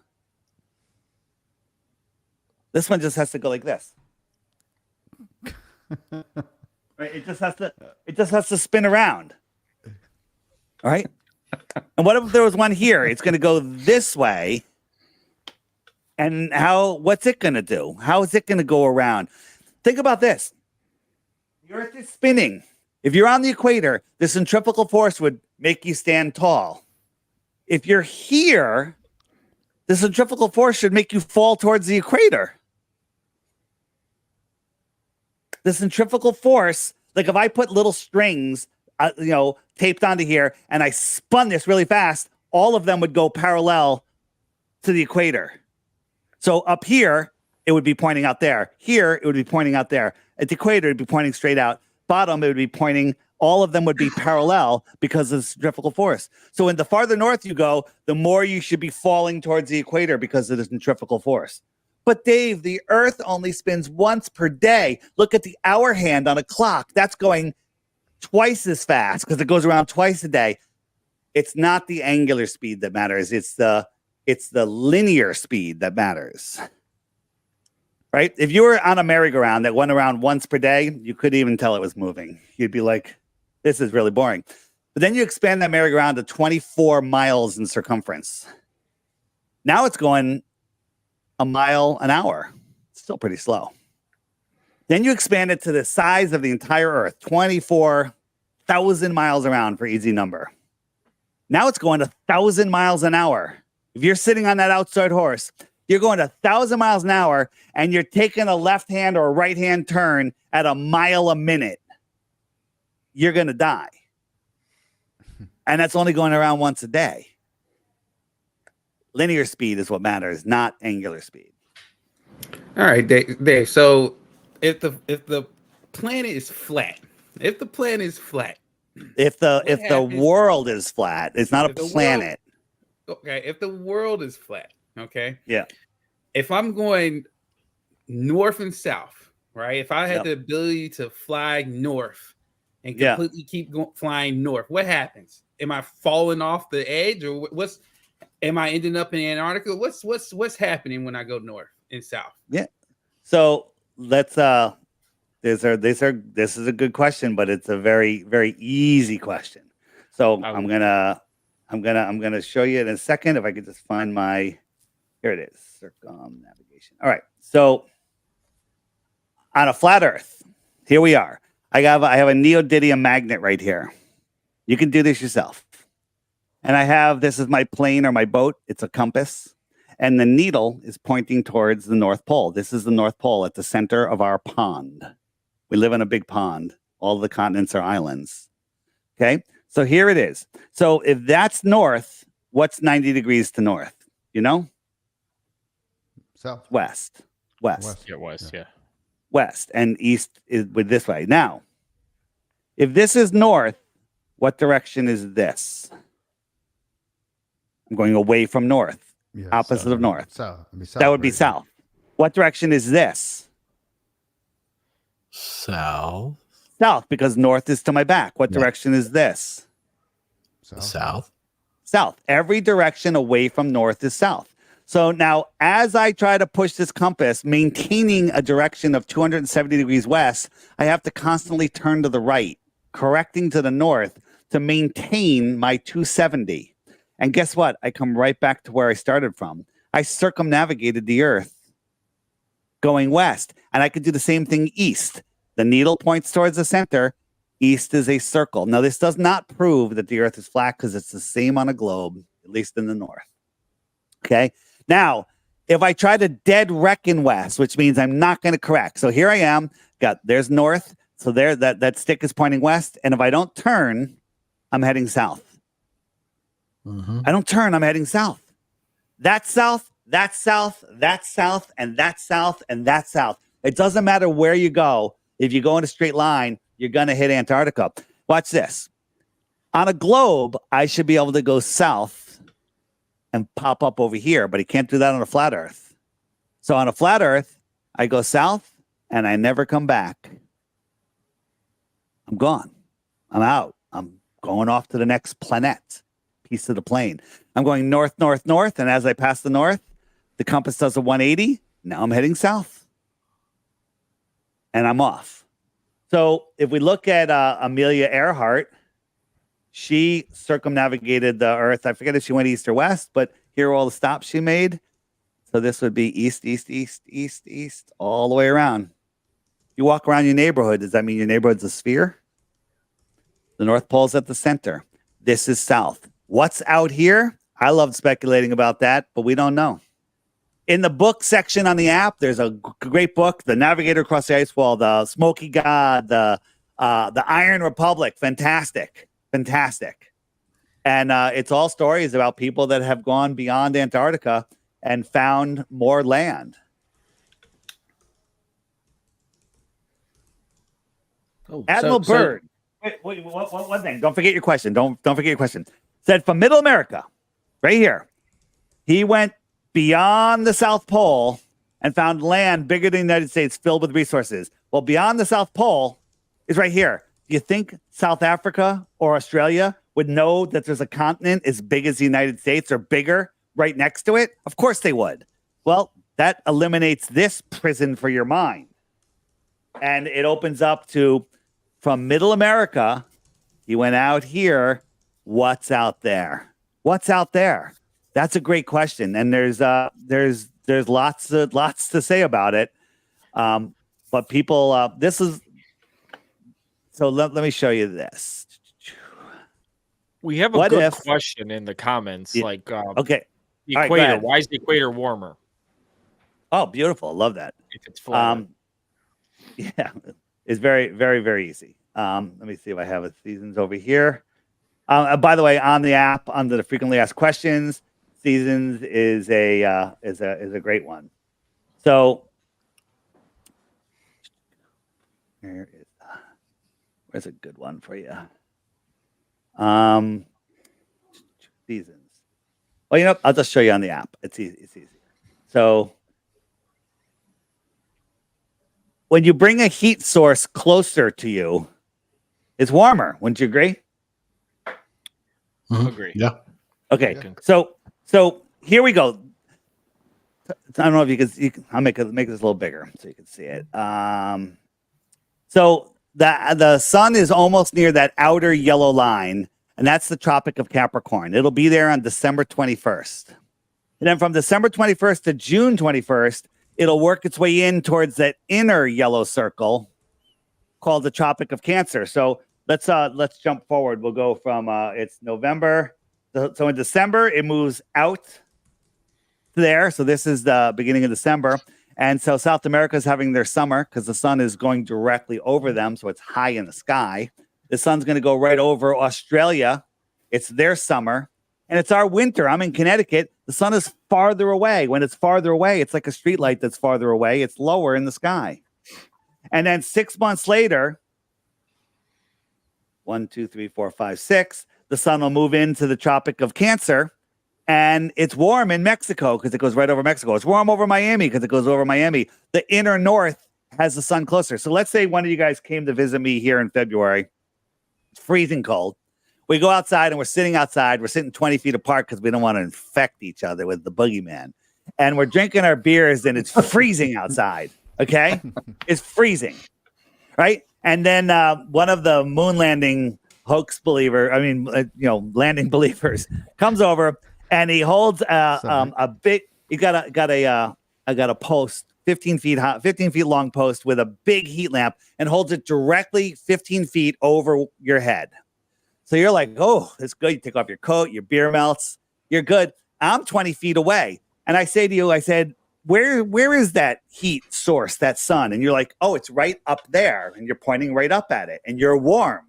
And I look at it, I'm cold, and I go, well, it's not up there for me. It's over there. It's lower in the sky, even though it's still 15 feet above the level field that we're on.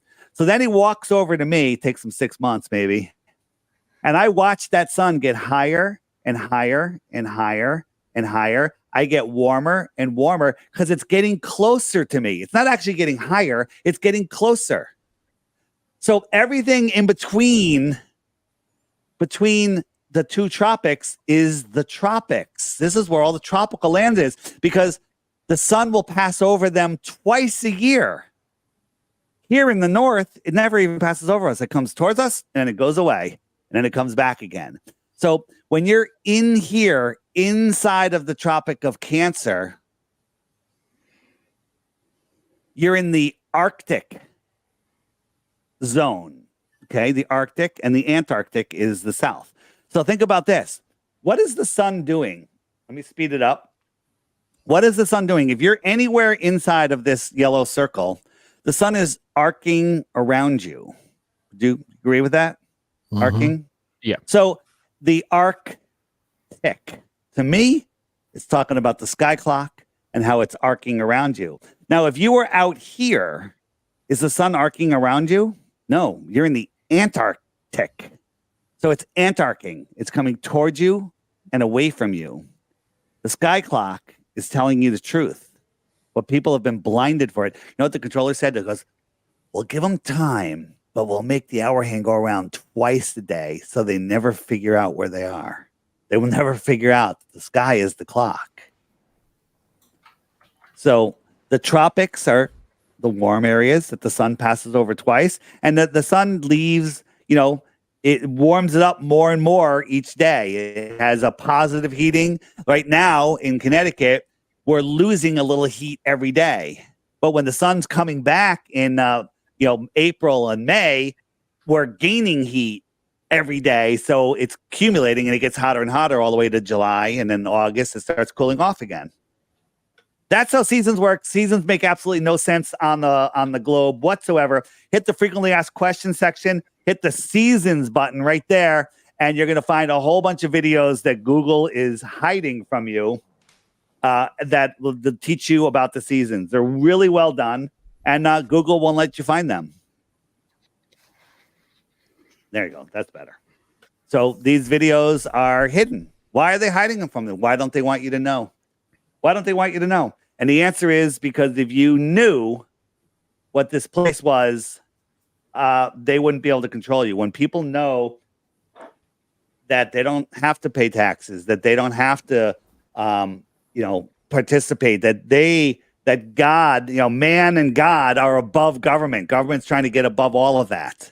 Government's trying to make, destroy the family, destroy your belief in God. I believe it's Romans 1 that says, once you see my creation, you'll get to know the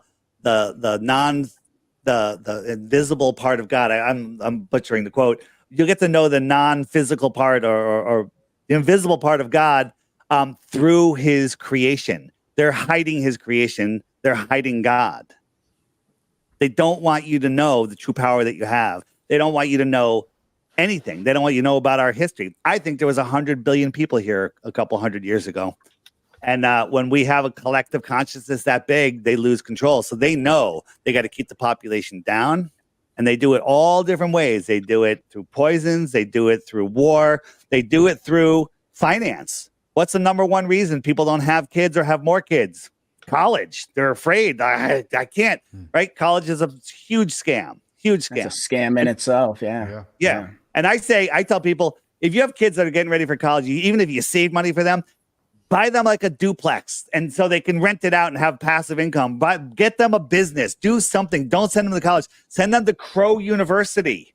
It's $8 a month, right? In the homeschool section. Just start listening to Crow, and you'll learn. You'll have a kid that's more useful in this world than all of the bull crap that they're going to teach you in these universities and put you into debt. It's all about that. It's all about being in debt, and who knows what else they'll make you do while you're there. So Dave, you kind of touched upon my question was what's the big picture here is why all of this. So I'm not saying that I believe everything that you say, but I do love the fact that you've said, hey man, here are the facts, here are the things that I've uncovered, and make an informed decision for yourself. So I love the fact that you're sparking that thought process, and I think each individual has to go on that journey. But my question was, so what's the bigger picture? And you just touched upon that, and I guess that's the control, right? It's all about control. What difference does the shape make? Makes no difference. It makes a difference about where you are. You can't fight a spiritual war if you don't know that you're in one. You can't have your feet planted solid on the ground if you're on a spinning ball flying through an infinite space vacuum. You don't know your true power. If you're living in fear and lack, if you believe that we're running out of food, that we're, the global warming, that you're afraid of nuclear bombs. Oh my God, they're going to start a nuclear war. Nuclear bombs don't exist. What? Oh my God, Dave, you're crazy. What about Hiroshima and Nagasaki? Let's go to Crow and look up episode. I think it's 30035 and 400. If not, just email them and say, what, or just search their site for nuke hoax. And don't believe it. Look at what they're saying, and then you'll look back and go, wow, how did I ever fall for that? It's all about fear. It's all about fear. And so now, when people watch television, I haven't watched television in years. The commercials, they're all like drug commercials and stuff.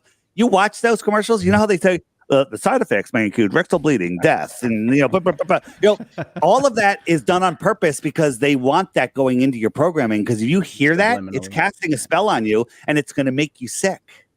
And you're watching television, watching that shit gives you cancer. Period. Mm-hmm. And all of that is literally to keep you down, keep you scared.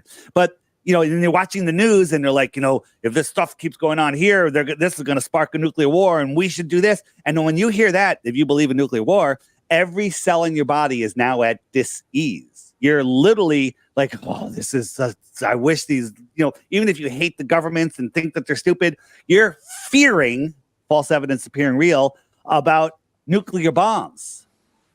But then if you've done your research and use your God-given common sense and you realize, not believe, know that nuclear bombs don't exist, then you hear something about, oh, and it could spark a nuclear war, and you're like, ha, joke, and you're done. You literally laugh it off. When I watch, if I watch a clip of the news and I hear anyone say nuclear bomb, I literally laugh. I'm like, what a clown. What a clown. There's even great people like Stu Peters. He's one of the leaders out there. A lot of people think he's a shill. He's doing so good, and he's also a flat earther, and he's tweeting stuff all the time. But he keeps reporting on nuclear bombs, like this could start a nuclear threat. I'm like, Stu, when are you gonna look at the evidence? If you don't look, you'll never know. But the nuclear thing is right up there. It's so ingrained because when I was a kid, we had duck and cover in school. Well, if a nuclear bomb's gonna go off, we're gonna hide under our desks and put our hands over our heads. What? Yeah. What? That's trauma. Again, this is all, these drills that they're doing with kids in school, active shooter drills. This is just to keep kids this is to keep kids on medication. The stated pharmacy, big pharma says they want every kid on 3 lifelong medications minimum before they're out of school, right? That's the whole idea. They want to keep us drugged and sick and scared and living in lack, when the truth is nature takes care of everything. The one thing they can't corrupt is pure nature, but they're sure trying, with everything else. So this is all about control. And every flat earther, when I showed you all those blue dots, they're all awake and aware. They're good people. And this awakening is coming faster and faster. I'm doing everything I can to accelerate it. Austin's out there, Jaren's out there, and we're going on bigger and bigger shows all the time. So Dave, we're one tweet away, one show away from waking up the whole world. Yeah, I like that. Definitely, I see a lot of traction. I remember it being kind of in the news around 2012-ish, 2014, and then it kind of just went away. I never really looked into it. I was actually more involved in Bitcoin, and that was my whole thing. But nice. A question I have for you, and I appreciate you going about a lot longer than you had allotted for us. Thanks, man. I have a question for you, if you don't mind. Like, what got you on this journey? Like, why flat Earth? I knew and I was telling Chris about how I found you. I know you went into the conspiracies, 9/11, and those things, and we love conspiracies. So he and I always talk these things. So, what started your journey in this, and why are you here now, like pushing the flat Earth? Yeah, go ahead. I'll tell you about that. Absolutely. So, when people say conspiracy, that's a weaponized term from the CIA about the Kennedy assassination. Mm-hmm. Yep. People say, I don't believe in conspiracies. Well, what's a conspiracy? It's when 2 or more people conspire together for their own benefit. Conspiracies happen in your own house with your own family members. Okay, so to think that people in government aren't going to conspire, you're I'm going to say it, retarded. And so. I watched, I think it was the show Money Masters, about what is money, or maybe it was before Money Masters, I forget. And I was like, what the hell is money? And I was trying to figure it out. Then I found out about the IRS and the Federal Reserve, how they're not even government agencies, and started looking into all of that. And then 9/11 happened, and I actually didn't look into that right away for a couple of years, because I actually saw it myself from across. I'm on the water here in Connecticut. I had a full shot of downtown, and that just didn't look right. So then we started a podcast called Deep Inside the Rabbit Hole, me and my buddy Tim. And we were both the truth seekers, and Mike, the comedian, tried to turn everything into a fart joke, and it was a great mix. And so I was exposing all of the big hoaxes, and I had one thing called Exposing the Big Three. I don't know how you guys feel about this, but if you look into it, the New York event, the Connecticut event, and the Boston running event are all not what they say. And so I agree. Yeah. And so I was waking people up to that. But what I noticed is people they'd wake up to it and they just didn't care. They'd forget about it. They go back to sleep and they're like, well, the different administration and, that person's dead or whatever. And they're not getting it. Right. So then in the third year of the podcast, people started sending me Flat Earth. David, you looking at Flat Earth? First person, I was like, oh, that's a joke. And then it kept coming. People posting on our wall. I'm like, get this shit off our wall. Delete, ban. And then I was getting really annoying. And then my friend Sophia Smallstorm, a 9/11 researcher and a lot of other stuff. She's like, Dave, I said to her, there's so much. We were looking into the one stupid shooting event that was totally not real. And I said, there's so much deception in this world, it's hard to fathom. And she goes, David, I think it's worse than that. I think the earth might be flat. And I'm like, not you too. And she's like, here, watch these videos. And she sent me Mark Sargent's Clues. I recommend that any of you watch that. It's on the app, under the web button. Just go to Clues. I and started watching that. Yeah, no, it's a good starting point. And also the cloak of credibility, the white lab coat section. That's one of my favorites. So I watched that and I went in with a bad attitude. I'm just going to prove the globe and disprove flat earth. And I came out the other side a couple weeks later going, holy crap. And that's when my whole life changed. So then I didn't even want to talk about it on the podcast yet. I'm like, I don't want to scare all our listeners away. And I've made so much progress with them waking up if I tell them the earth is flat. And then after literally a couple of weeks, maybe a month, I was like, if I don't tell them the truth, I'm not doing my job. And so I did, and the podcast blew up. My partners couldn't even handle it anymore. So after 3 years, we kind of they handled it okay for a while, but we kind of let that go. And then I started the Flat Earth podcast because there was 0 podcasts on the Flat Earth, and that kind of went viral. And I did that for a while, and then I realized this is literally the most important topic of our time. With all of the stuff going on with kids and wars and food and just everything. All of the stuff that's going on in the world, all of it happens on a flat earth. And if you don't know where you are, that's how they're getting away with all of it. It's all been getting away because people are lost in space, spinning out of control and powerless. They think that they're powerless. They think that they have to give away 40% of their money every year, right? They think a lot of things that they shouldn't be thinking. And they're lost. So at one point, and I was in corporate America, and then I worked for a big solar firm, and I built a commercial division. And me and the guy that built the commercial division, we left there and we started our own company, a solar commercial development company, and we were doing really well. We became like the biggest in the East Coast, and we were growing fast. And then I'm out there doing my true stuff and lambasting people, posting stuff, and I'm posting stuff about certain lawyer firms that were representing certain, fake events. And then that was crossing over because these are lawyers that are working on some of our deals through other clients. And my partners were like, Dave, what the hell's going on? And I realized, yeah, they're like, it's going to all come back to us. And they were actually right. They were right. So I said, I'm out. And I left. I walked away from the American friggin' dream. I worked my entire life. I went to college. I went to corporate America. I started my own company. I'm a CEO of my own company. I'm making plenty of money. And I walked away from it all to do this, to talk to you, to talk to people. Because if people don't get their heads out of their asses and find out where we are and what's going on and take their power back, we're going into the friggin' dark ages. And very soon you'll own nothing and be happy. That's what they want. Right? Well, but Dave, we have the power to take it back. I think what ends up happening, I think when first of all, I think it's hard for people to process. And I always tell people, if you have a strong belief in something, you need to get to the root of where that belief comes from. And I think that's kind of what this is all about, right? Where Right. does that belief come from? So when you expose some of these things, people, first of all, it's hard for them to grasp. It's hard for them to wrap their heads around. But then, you know, even if it does sink in, even if it does get through, people are like, well, what the hell am I supposed to do about it?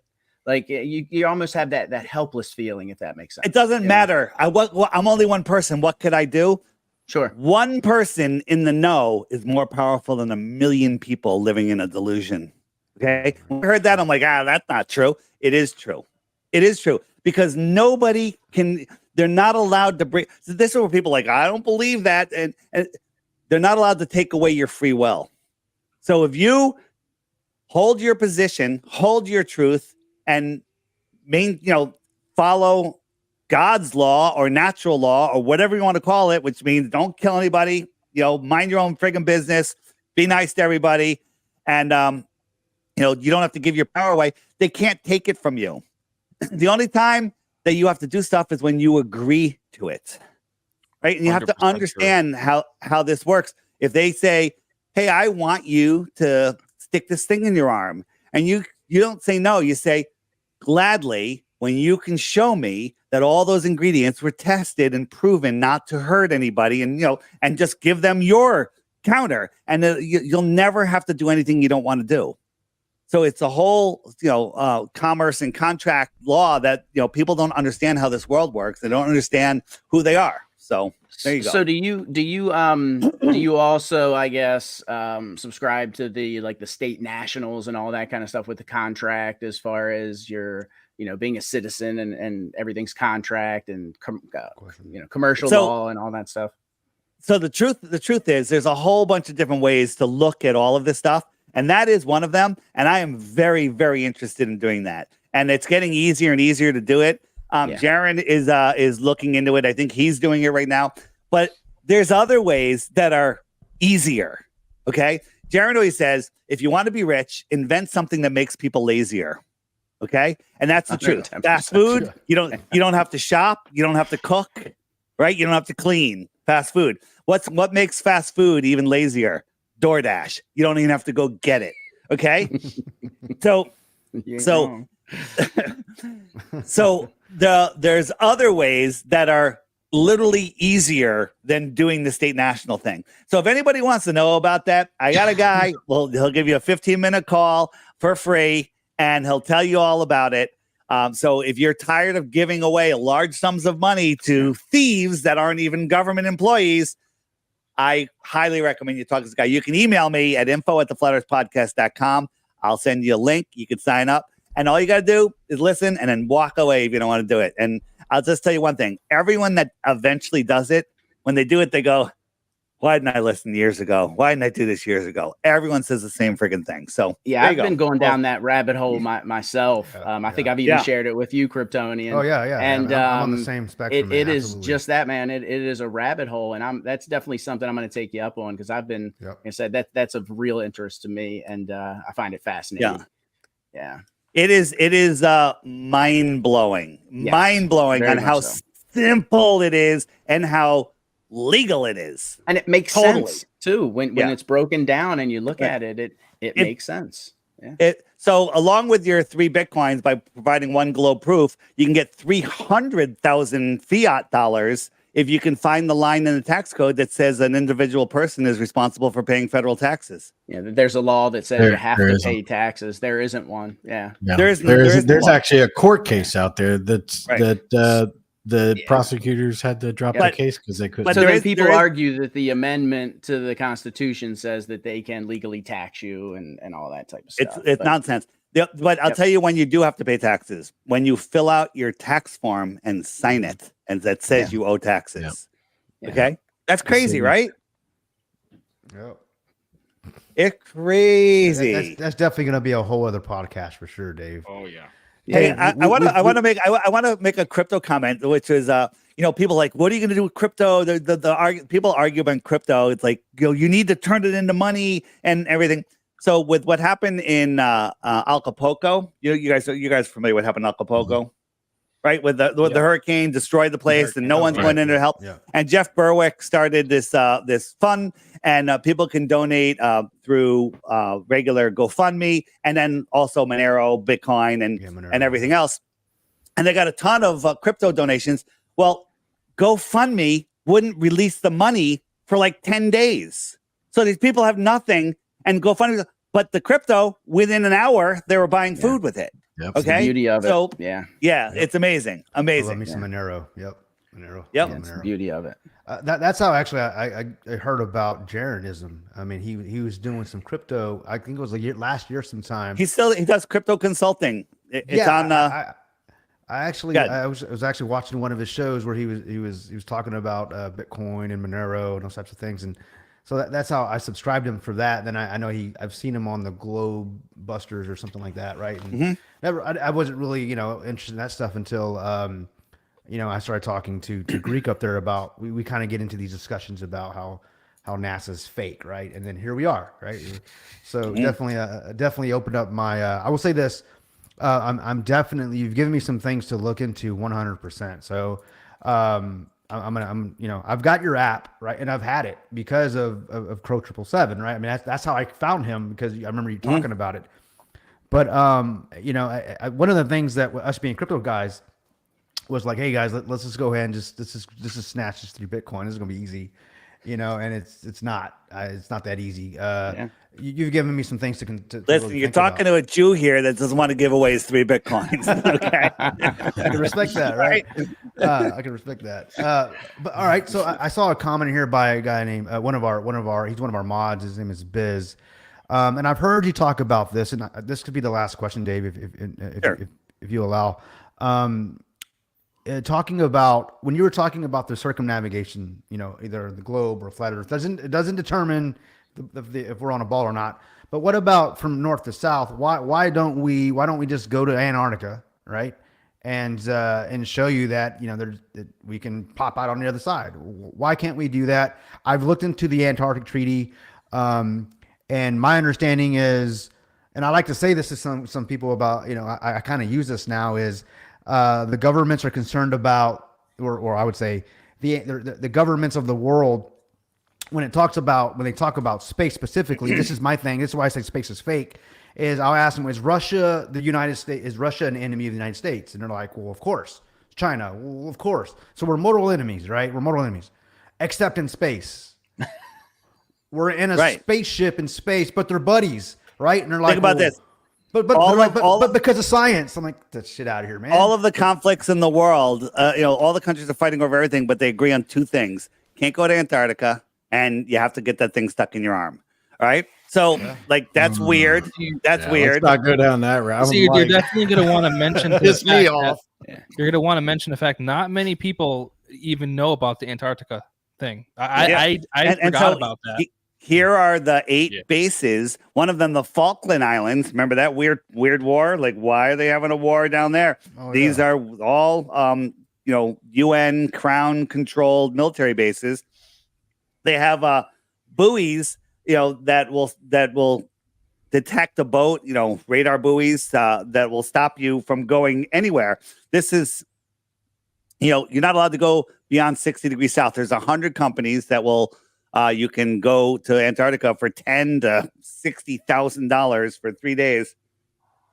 And you only get to go to this little tip right here. This little island, Rothschild Island or Deception Island. You get to choose. Maybe you don't get to choose. And they don't let you. They don't let you look out there. Like, what's going on out there? And the question is, what is going on out there?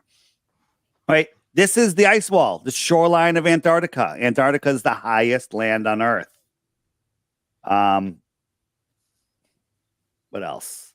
What else want to show you? Here's Admiral Byrd on TV talking about, Project High Jump. What's behind him? Flat Earth clock. The map of the world with a clock. Truth in plain sight. They're always telling us what we do, what's going on. But want to speculate for a moment? Sure. So we're in crypto. Here is, please do. Yeah. So again, we don't need to go beyond where we are to prove the Earth is flat, right? Before I go here, let me just show you one more thing. So here is a lake, frozen lake. So this guy's on the frozen lake, and he set up his camera barely 6 inches off the ground, off the ice. He set up these lasers at 8, 7, 6, and 5 miles away, just a foot off the ice.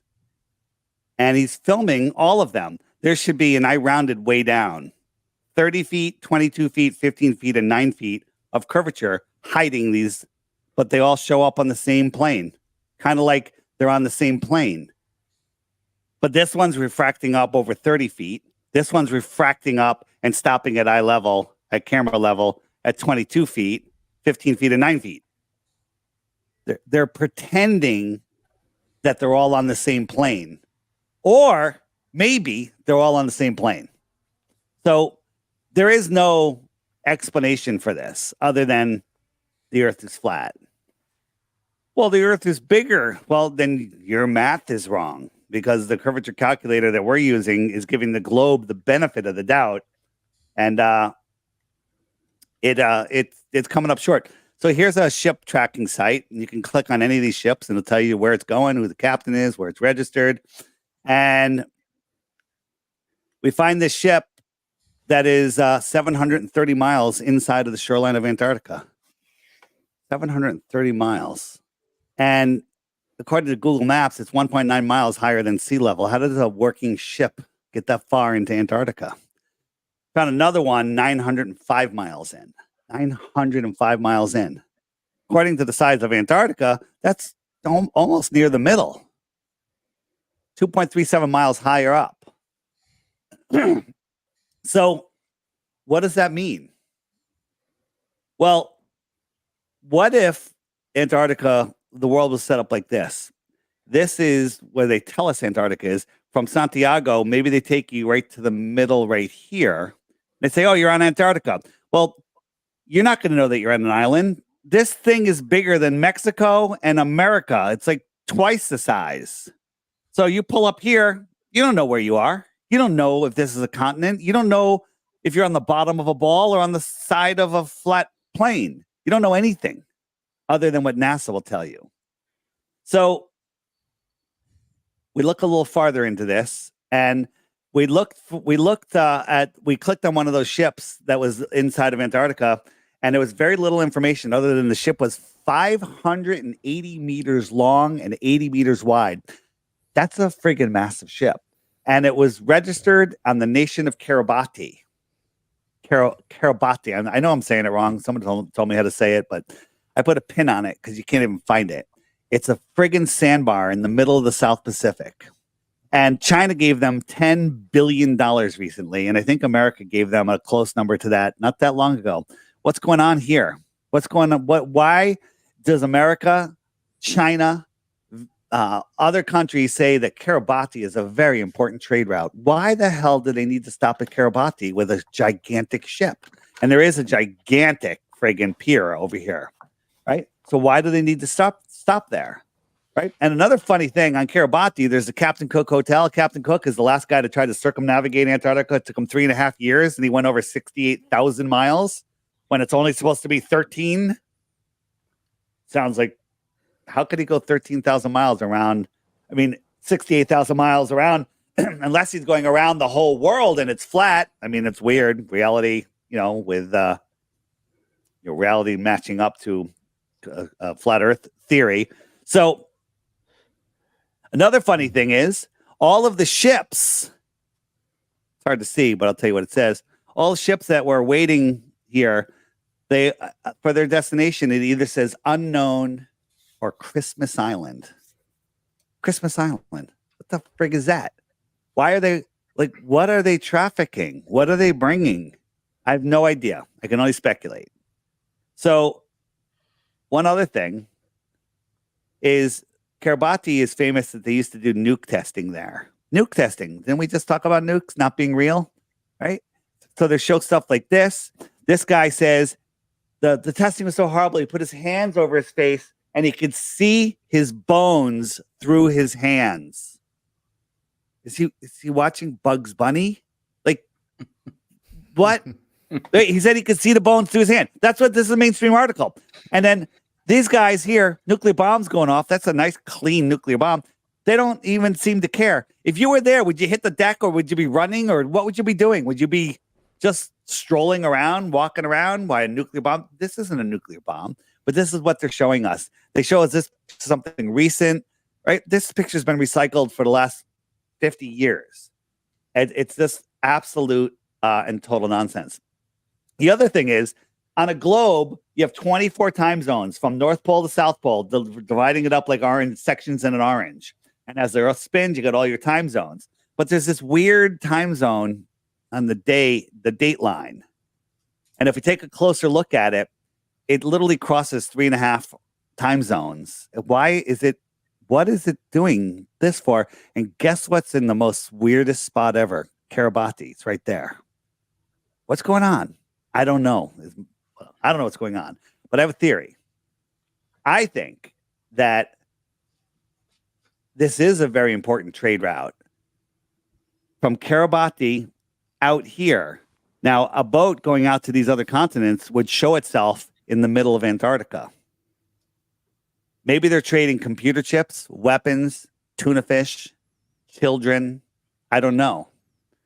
There could be dozens of trade routes that you would never know of because until this very moment, you never heard of the nation of Kiribati. Okay? So we don't know what's going on here. Did you hear last year that Japan found 7,000 new islands?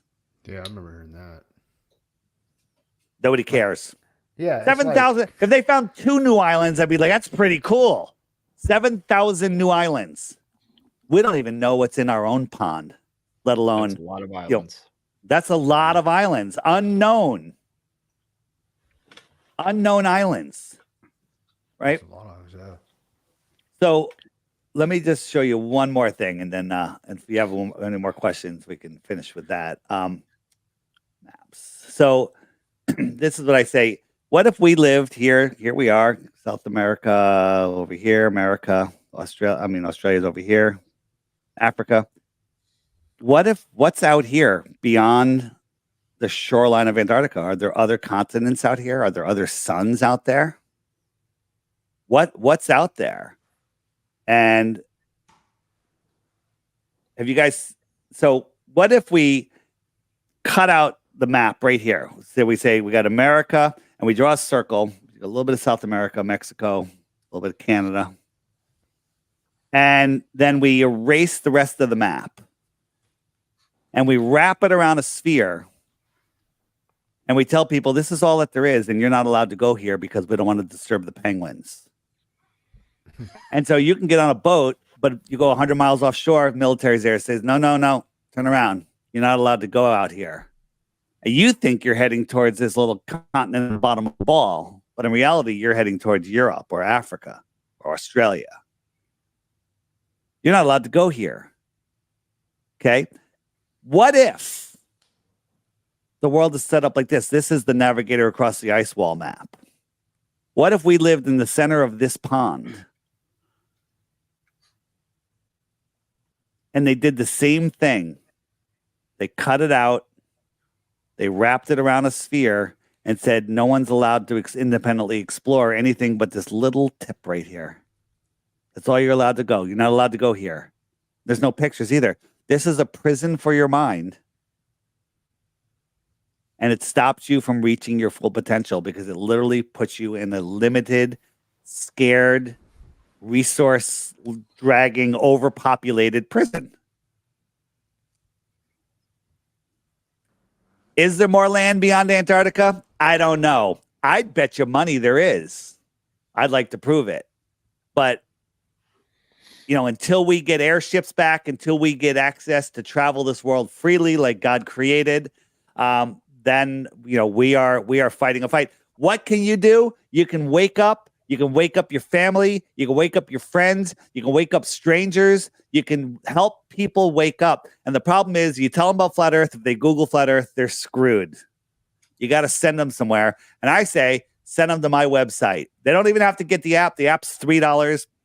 If you want to use the social media on there and meet people and do calls and stuff, it's $11 a year. Literally, you're buying somebody a margarita and you're not tipping the bartender. Okay. And you could also get the friggin' subscription for free by giving referrals out on the app. It's the whole thing. So again, what can you do? You can do everything. One person awake is better than a million people sleeping. That's a great saying. Yeah, well said. Yeah. I mean, most people, I mean, let's be honest, they put their heads down and they go about their day. They go work, 40, 50, 60 hours a week. And most people just put their head down and just, okay, go with the flow. I've done talks like this. And at the end, people are like, Dave, they made some really good points, but I still think the earth is a globe. And I say, can you give me one reason? And they're like, well,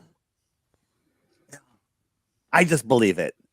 That you're in a hard cult. Changing someone's belief for me, 45 years almost. This is what you've been taught. Listen, I did it. It's hard, I did it.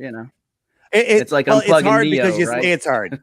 It's hard and it's scary, but when you're done, it's nothing better. I would never take the blue pill if it was a thing. If I could go back into the Matrix, get my steak and get my mansion, I wouldn't do it.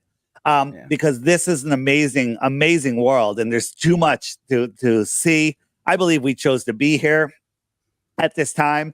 So again, you have the choice. You can believe and live in your fake world, and maybe you're doing okay. Maybe you got a good job. Maybe you got a nice family, and you're experiencing this world the best that you can from your position.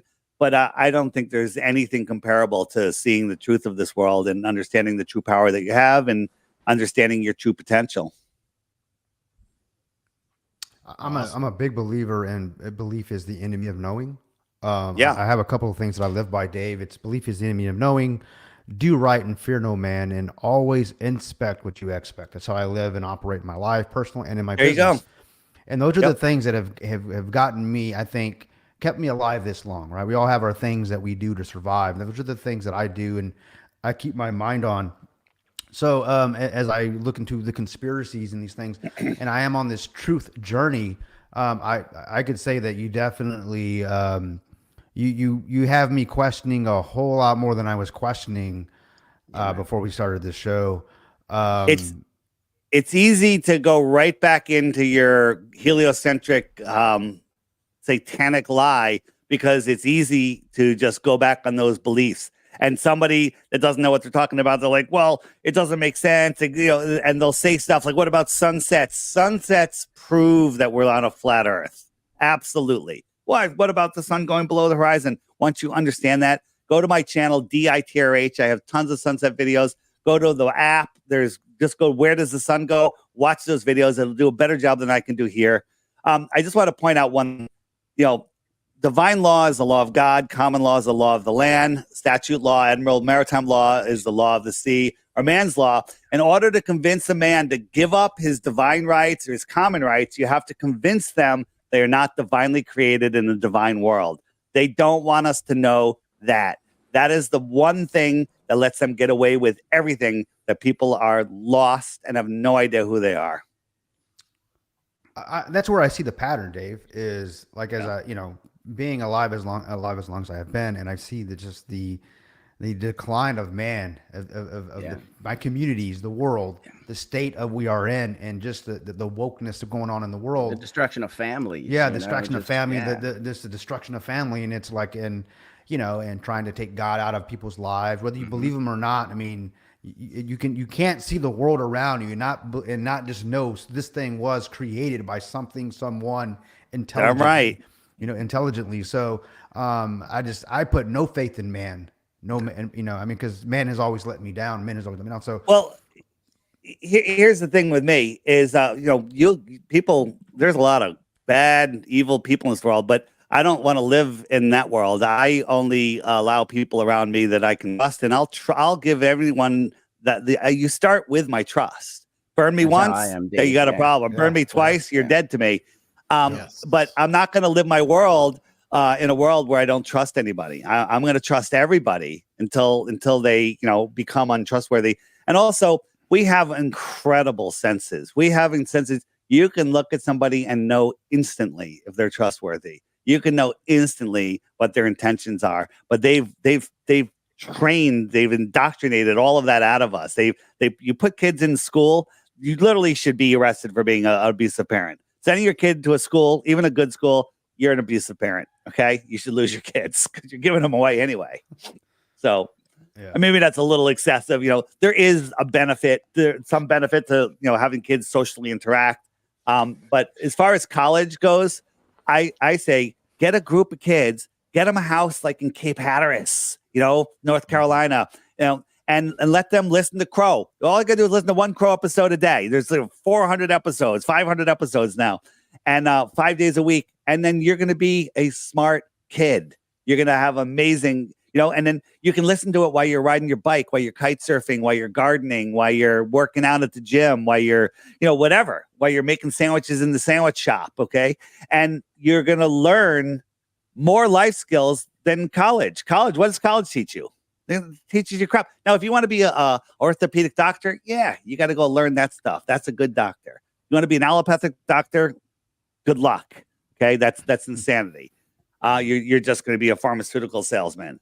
And you want to be a plumber? I remember when I was in high school, I was like, we're talking, senior year. I'm like, oh, where you going to school? And a couple of buddies like, oh, I'm not going to school. I'm going to go build houses with my brother, and I'm going to go.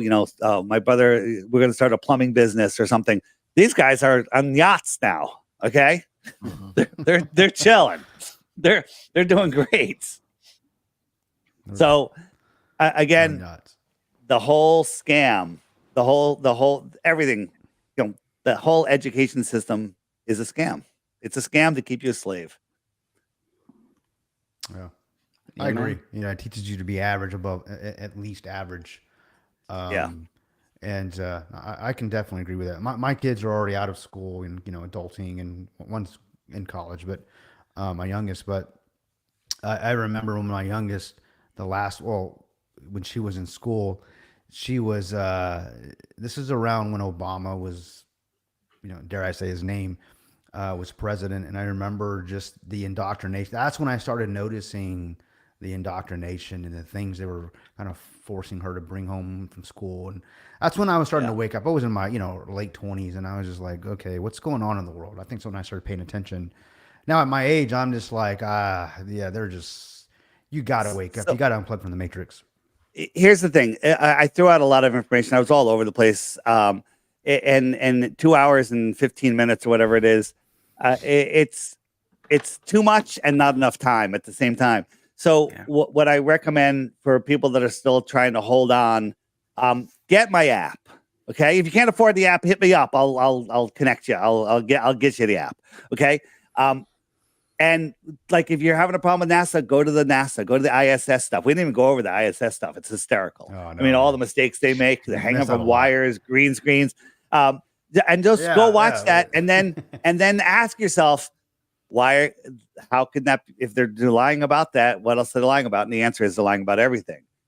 And most of those astronauts are liars. Some of them believe that they're in space. They had this young black girl, but she, looking at her, you can tell she's hypnotized. She's hanging from wires, and they told her, you're on the space shuttle. You're floating, and you can do a flip, and you don't see the wires. Easy. And you just look at this girl, you can tell by her eyes, she's hypnotized. And so there are people that believe it. And then, then there's Don Pettit. He actually is just retarded and thinks he is an astronaut. I actually played the Don Pettit video one time, I think on one of our lives. And they're like, because I just believe NASA is just a joke, and it's a joke. Go ahead. No, I was going to say that, and I know we didn't cover a lot, so I hope we can bring you back, because I'm going to go back and maybe we can make it a series, Dave. Maybe I would love, I'd love to have Dave back. Absolutely. I think people are still going to try and snatch that Bitcoin from you. I guarantee you that. You know what? We're creating opportunities. I got to figure this out. Yeah. We're creating opportunities for people out there, Dave. There So you go. if this is an opportunity for people to snag some Bitcoin, then we'd love to have you come back. I'll definitely come back, but there's no opportunity to snag the Bitcoin. The offer's there, but it's like you can also have a better chance of winning the Powerball 150,000 times in a row. Because that's possible. That's possible. Or to take a prescription drug that cures you. You know? That's another one that I would like to see. Maybe do something like that. If anybody knows the PDR, the physician's desk reference that has lists all the pharmaceuticals. Find one of them in there that cures you. Antibiotics. Of anything. Antibiotics. Yeah. So that's the only one that cures you of something. It also blows up your whole system. But that's the only one that doesn't just treat symptoms. Yep. So I mean, there's all kinds of ways to do it. Yeah, no, I'm with you. Like when I realized that there's no drug I would take for any disease that would be covered under insurance. There's like nothing. I used to see my medicine cabinet. It's like a potion. It's all potions and stuff. And when I realized the power of like essential oils and everything that goes with it, it's mind blowing. So I'd like to know more about that for sure. Yeah. There's so many topics to talk about. Yeah. It's endless. Again, it's endless. We just had our conference in Vegas a week or two ago, and 500 people. No matter where you turn, you bump into somebody. You can have an open conversation about anything. It's amazing. All right. So you spoke at the very beginning, Dave, about December 2nd, and there's going to be a debate. So I guess in wrapping up, if you want to talk about where can we find you, right? I mean, you've talked about the app and those types of things, but go ahead and for those that did not hear it, and we'll probably shoot to the end. I'm like, what's this guy talking about? Go ahead and plug your stuff, man. FlatEarthDave.com. All my socials are there. My YouTube's there. My TikToks are there. Everything. There's a banner that says latest interviews. This will be at the top of that. After this is recorded, and you can watch all my interviews. My DITRH stands for Deep Inside the Rabbit Hole YouTube channel. That's for beginners, not for beginners, for everybody, but it's for the short attention span. Like my longest video is 5 minutes. So that's a good way to just start looking into it. And then if you really, want to take it seriously, take the challenge, get the app, $3 one-time charge, and start watching the videos there. If you don't want to wait 2 weeks, you just click the archive button and you could watch the last 7 or 14 in a row, and then collect your Bitcoin if you have a globe proof, which you won't. So how long have you been doing this, Dave? I've been doing it since 2014, and no one's taking your Bitcoin. So that's no. And when Bitcoin was really low, I upped it from 1 Bitcoin to 3 Bitcoins, and then now it's going back up. So and here's the thing: I don't have 10 Bitcoins, otherwise I'd make it 10 Bitcoins. Okay. But the thing is, you're not going to win because we don't live on a globe. But hey, if you think we do, that means I'm crazy. It's an easy win. Go for it. But here's the thing. If you truly go for it and look for that evidence, you're going to be right over here with us. You're going to be a flat earther. And flat, is the earth flat? Absolutely not. It's a topographical plane. It's level. It's horizontal. It's non-rotating. It's got mountains and valleys. So is it flat? No, it's level and horizontal. Flat is just a description of those terms. Fair enough. I like that. Yeah. So the Greg Locke thing, if you go on the app and click the archive button, just back a couple days, there's a video I have in there. Pastor Greg Locke. It's called the meltdown, the challenge, and then the response. And it basically shows what's going on. So that's going to be a huge one. He's got like 3 million church followers on his Facebook where he streams. And so we're gonna be there. And Pastor Dean Odell, who's an amazing presenter as far as the flat cosmology and the Bible. I don't know if what's going to happen with this pastor. He says that if he is shown that he is wrong and the Bible is right, he'll be a humble man and eat his pride. Well, that's what's going to happen. Whether he's going to do that or not, it's unbelievable, because there is nothing in the Bible that says the earth is spinning, that it's a ball, it's a sphere. The only thing you come up with is the Isaiah circle of the earth. The definition of a circle is a line on a plane, which is flat, where all points on that line are equidistant from a center point. That's a circle. That's not a sphere. And so I don't know what the heck he's talking about. It's going to be amazing. I'm actually going to Tennessee. Yeah, I want to check for that one out for sure. It should be Absolutely. interesting. Yeah. Yeah. Yeah, and anybody that wants to go to Tennessee, I think you can go, and you can go to this church. So look for information. It'll probably be I'll probably pop something up on the app where it has when something big is happening, we have a pop up. You open up the app and a thing will pop up and tell you about it. So as soon as I get a little more information, but it's December 2nd. It's right flying into Memphis, and it's right around there. It's like within 30 minutes of the airport. Well, good. Nice. Dave, we've been going 2.5 hours. We're trying to keep it an hour. We usually go. We actually do long, like 5-hour ones. We're not going to keep. No, I my got record's you. 8 hours. Yeah. Dave's like, nah, man, I got to get out of Unless here. anyone else has any other questions, Dave. Does anybody have any questions? The last one for Dave. No, he's All right, good. Oh, then I gotta Yeah, go we'll watch some let Dave- videos, and yeah, I'll we'll let I'll Dave hit him know. up and try. Yeah. You got Greg's gonna go do some homework. That's just how he is. I'm gonna do Greg, some homework as well. I appreciate that you were quiet and you were listening, and I'm sure there's some cognitive dissonance in there, but go, dig in and go to the NASA section on the app if you have the app, and it's going to present itself to you in That's a what way I always where do. I always Yeah. keep an open mind, and I always do my own research. I don't let But- somebody What? just say this No is the way. way. think about this though.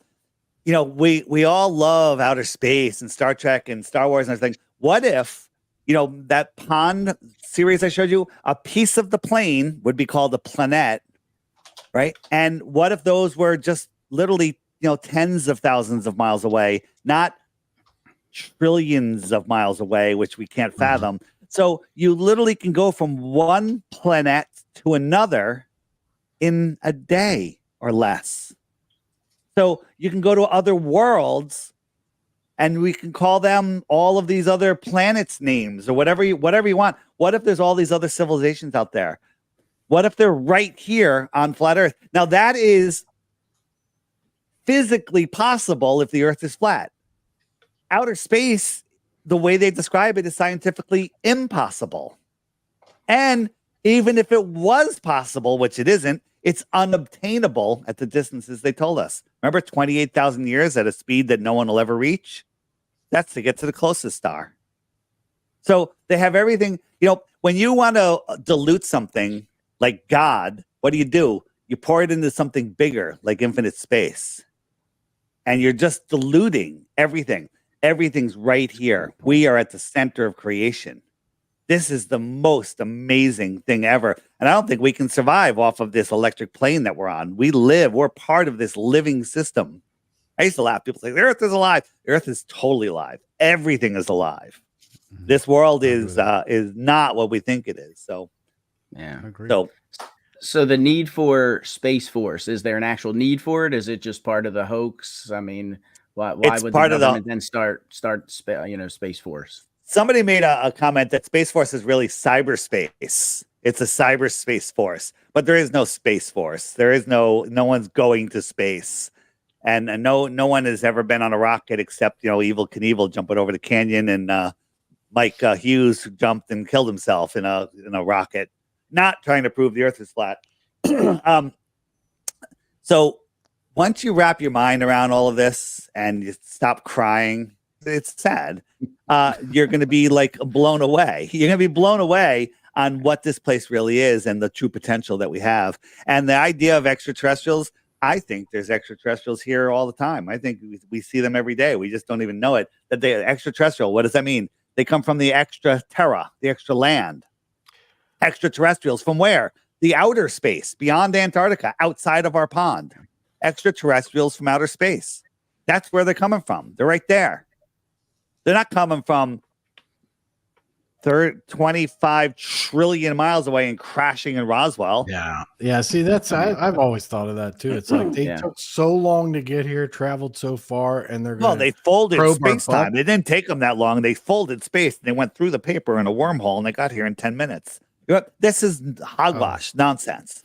Okay, so the thing is, I don't know what's beyond Antarctica. Anything that we talk about out there is speculation. Lots of stories from the past. Go read the Iron Republic. Go on YouTube and search the Iron Republic, the Morgile. He read the whole book for you. Did a great job. Pop it in during your commute or whatever you do. 5 hours, 5.5 hours. It'll make you really think, because in the 1800s they were talking about more land beyond Antarctica.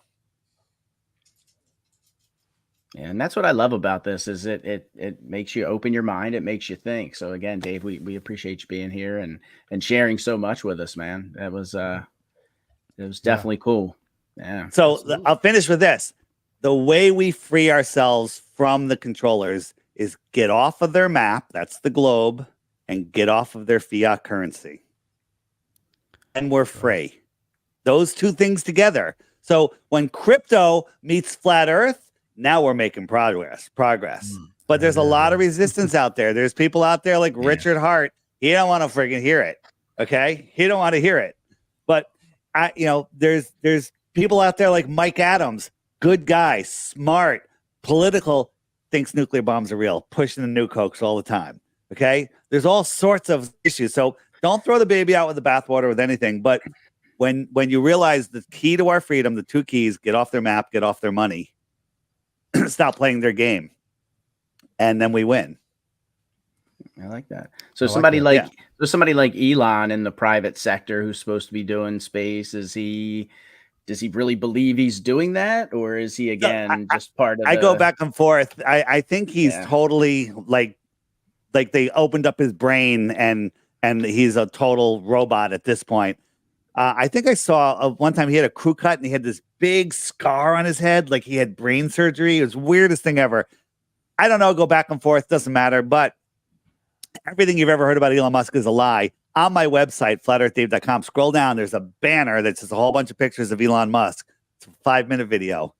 You'll understand that nothing he says is real. The stupid car in space together, man. Yeah, the car in space.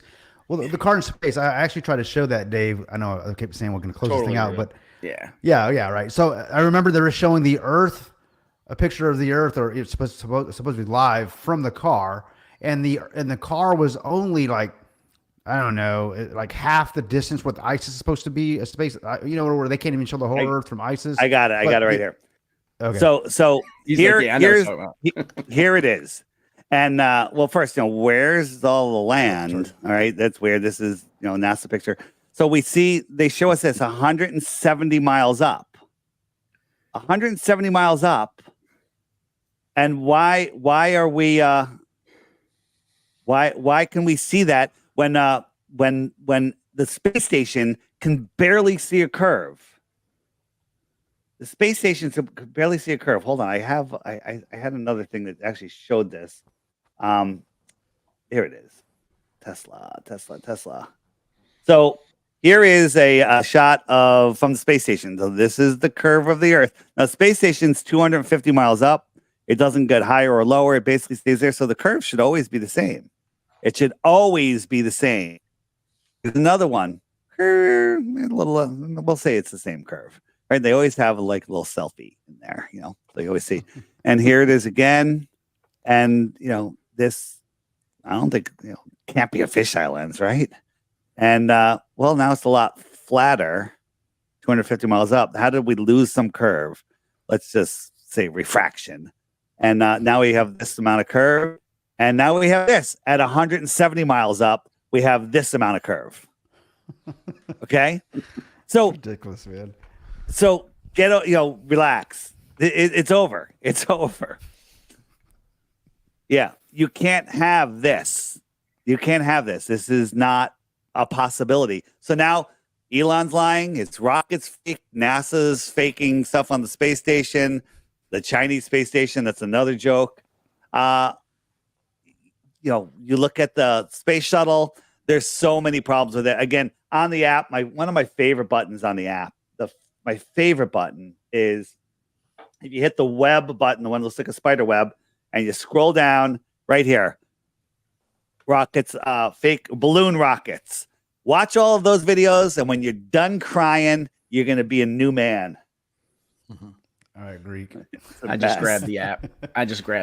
Yeah. So yeah. Yeah. Settle. I know we got a lot to talk about, Dave. I hope you come back because we got to do a part just two. hit me up. I'll send you another scheduling link. All right. All right. Great. Well, we'll do it again, and we'll try to get some concrete questions for you because we kind of let you go all over the place. I know you got a lot. You can. Yeah. I prefer just answering questions. That would be great. I was, there's too much to cover and too many different directions to go. So I'd love the questions because then it's easy because I'm trying to hit some complicated stuff, but I know the questions. What about sunsets?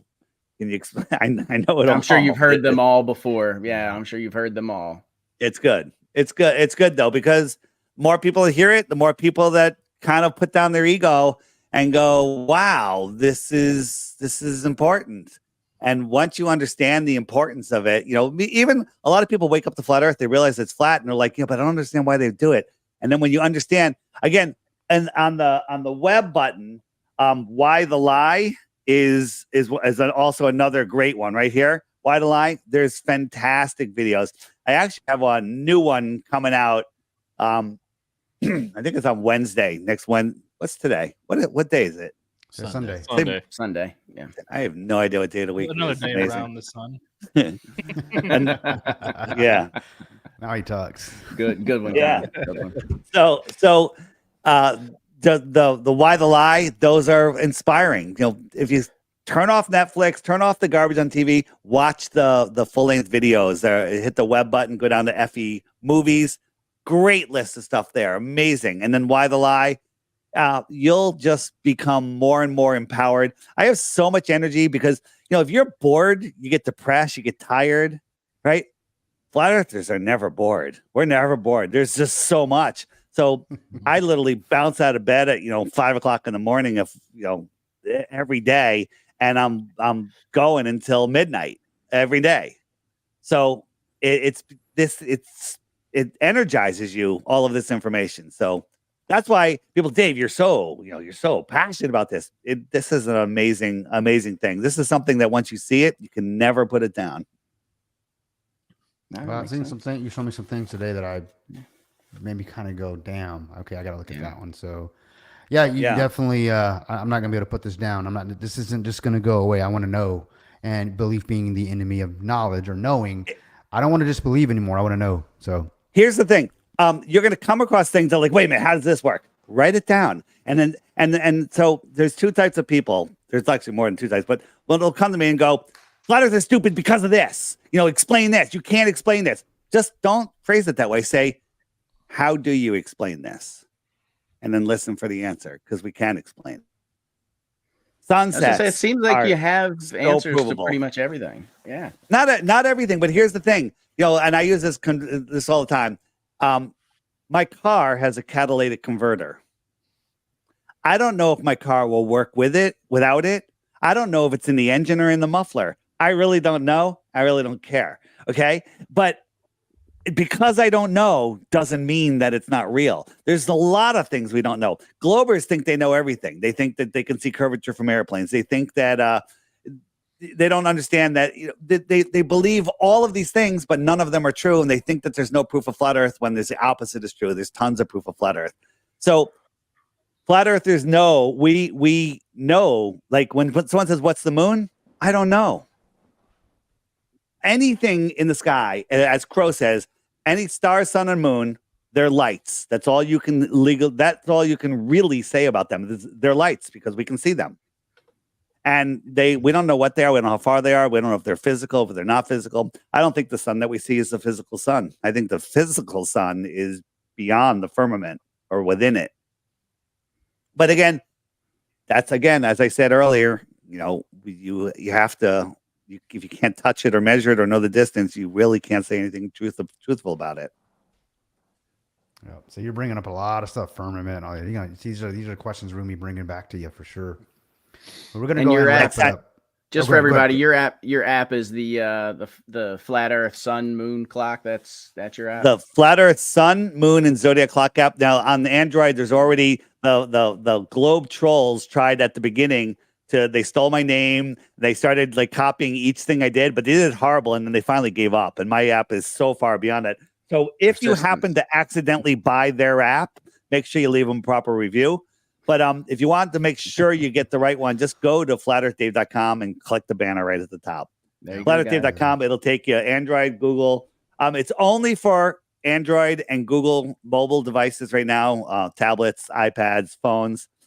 Eventually, it's going to be on all of the app stores, but we need to just go a little bit farther and get a few more things done before we can do that. So that's going to be a while. It does not work on computers yet. Oh, nice. Yeah. I downloaded it to my iPad. It looks great. I mean, it's amazing on the iPad. The iPad is a great way to use it. Yeah, that's the phone's cool and all, but the iPads, I kind of get a bird's eye view of everything. So I'm definitely gonna do my research on this thing. So yeah, and a lot of times, people have it on the phone. They're like, "Oh, it's so small." If people that have Apple TV or YouTube on their, just play it on your phone for a second, and then go to your history on your TV or your computer, and everything's there, so you can share all this stuff. Good. All right, I'm losing my voice. I'm done, boys. Yeah, we're done, guys. So whether or not you guys buy what Dave's selling, I think much respect just for taking all the information, putting it in one place. Thanks for being here with us today. And Kryptoni, if you want to sign us out, man. Thanks, guys, for joining us. We are crypto. We do more than we talk more about more than crypto, Dave. But we wanted to kick this week off with talking about the moon, and we got into flat Earth. So we will have you back. So send me out that link. Thanks again for joining us. And we like to say this, Dave, is we'll see you guys on the blockchain.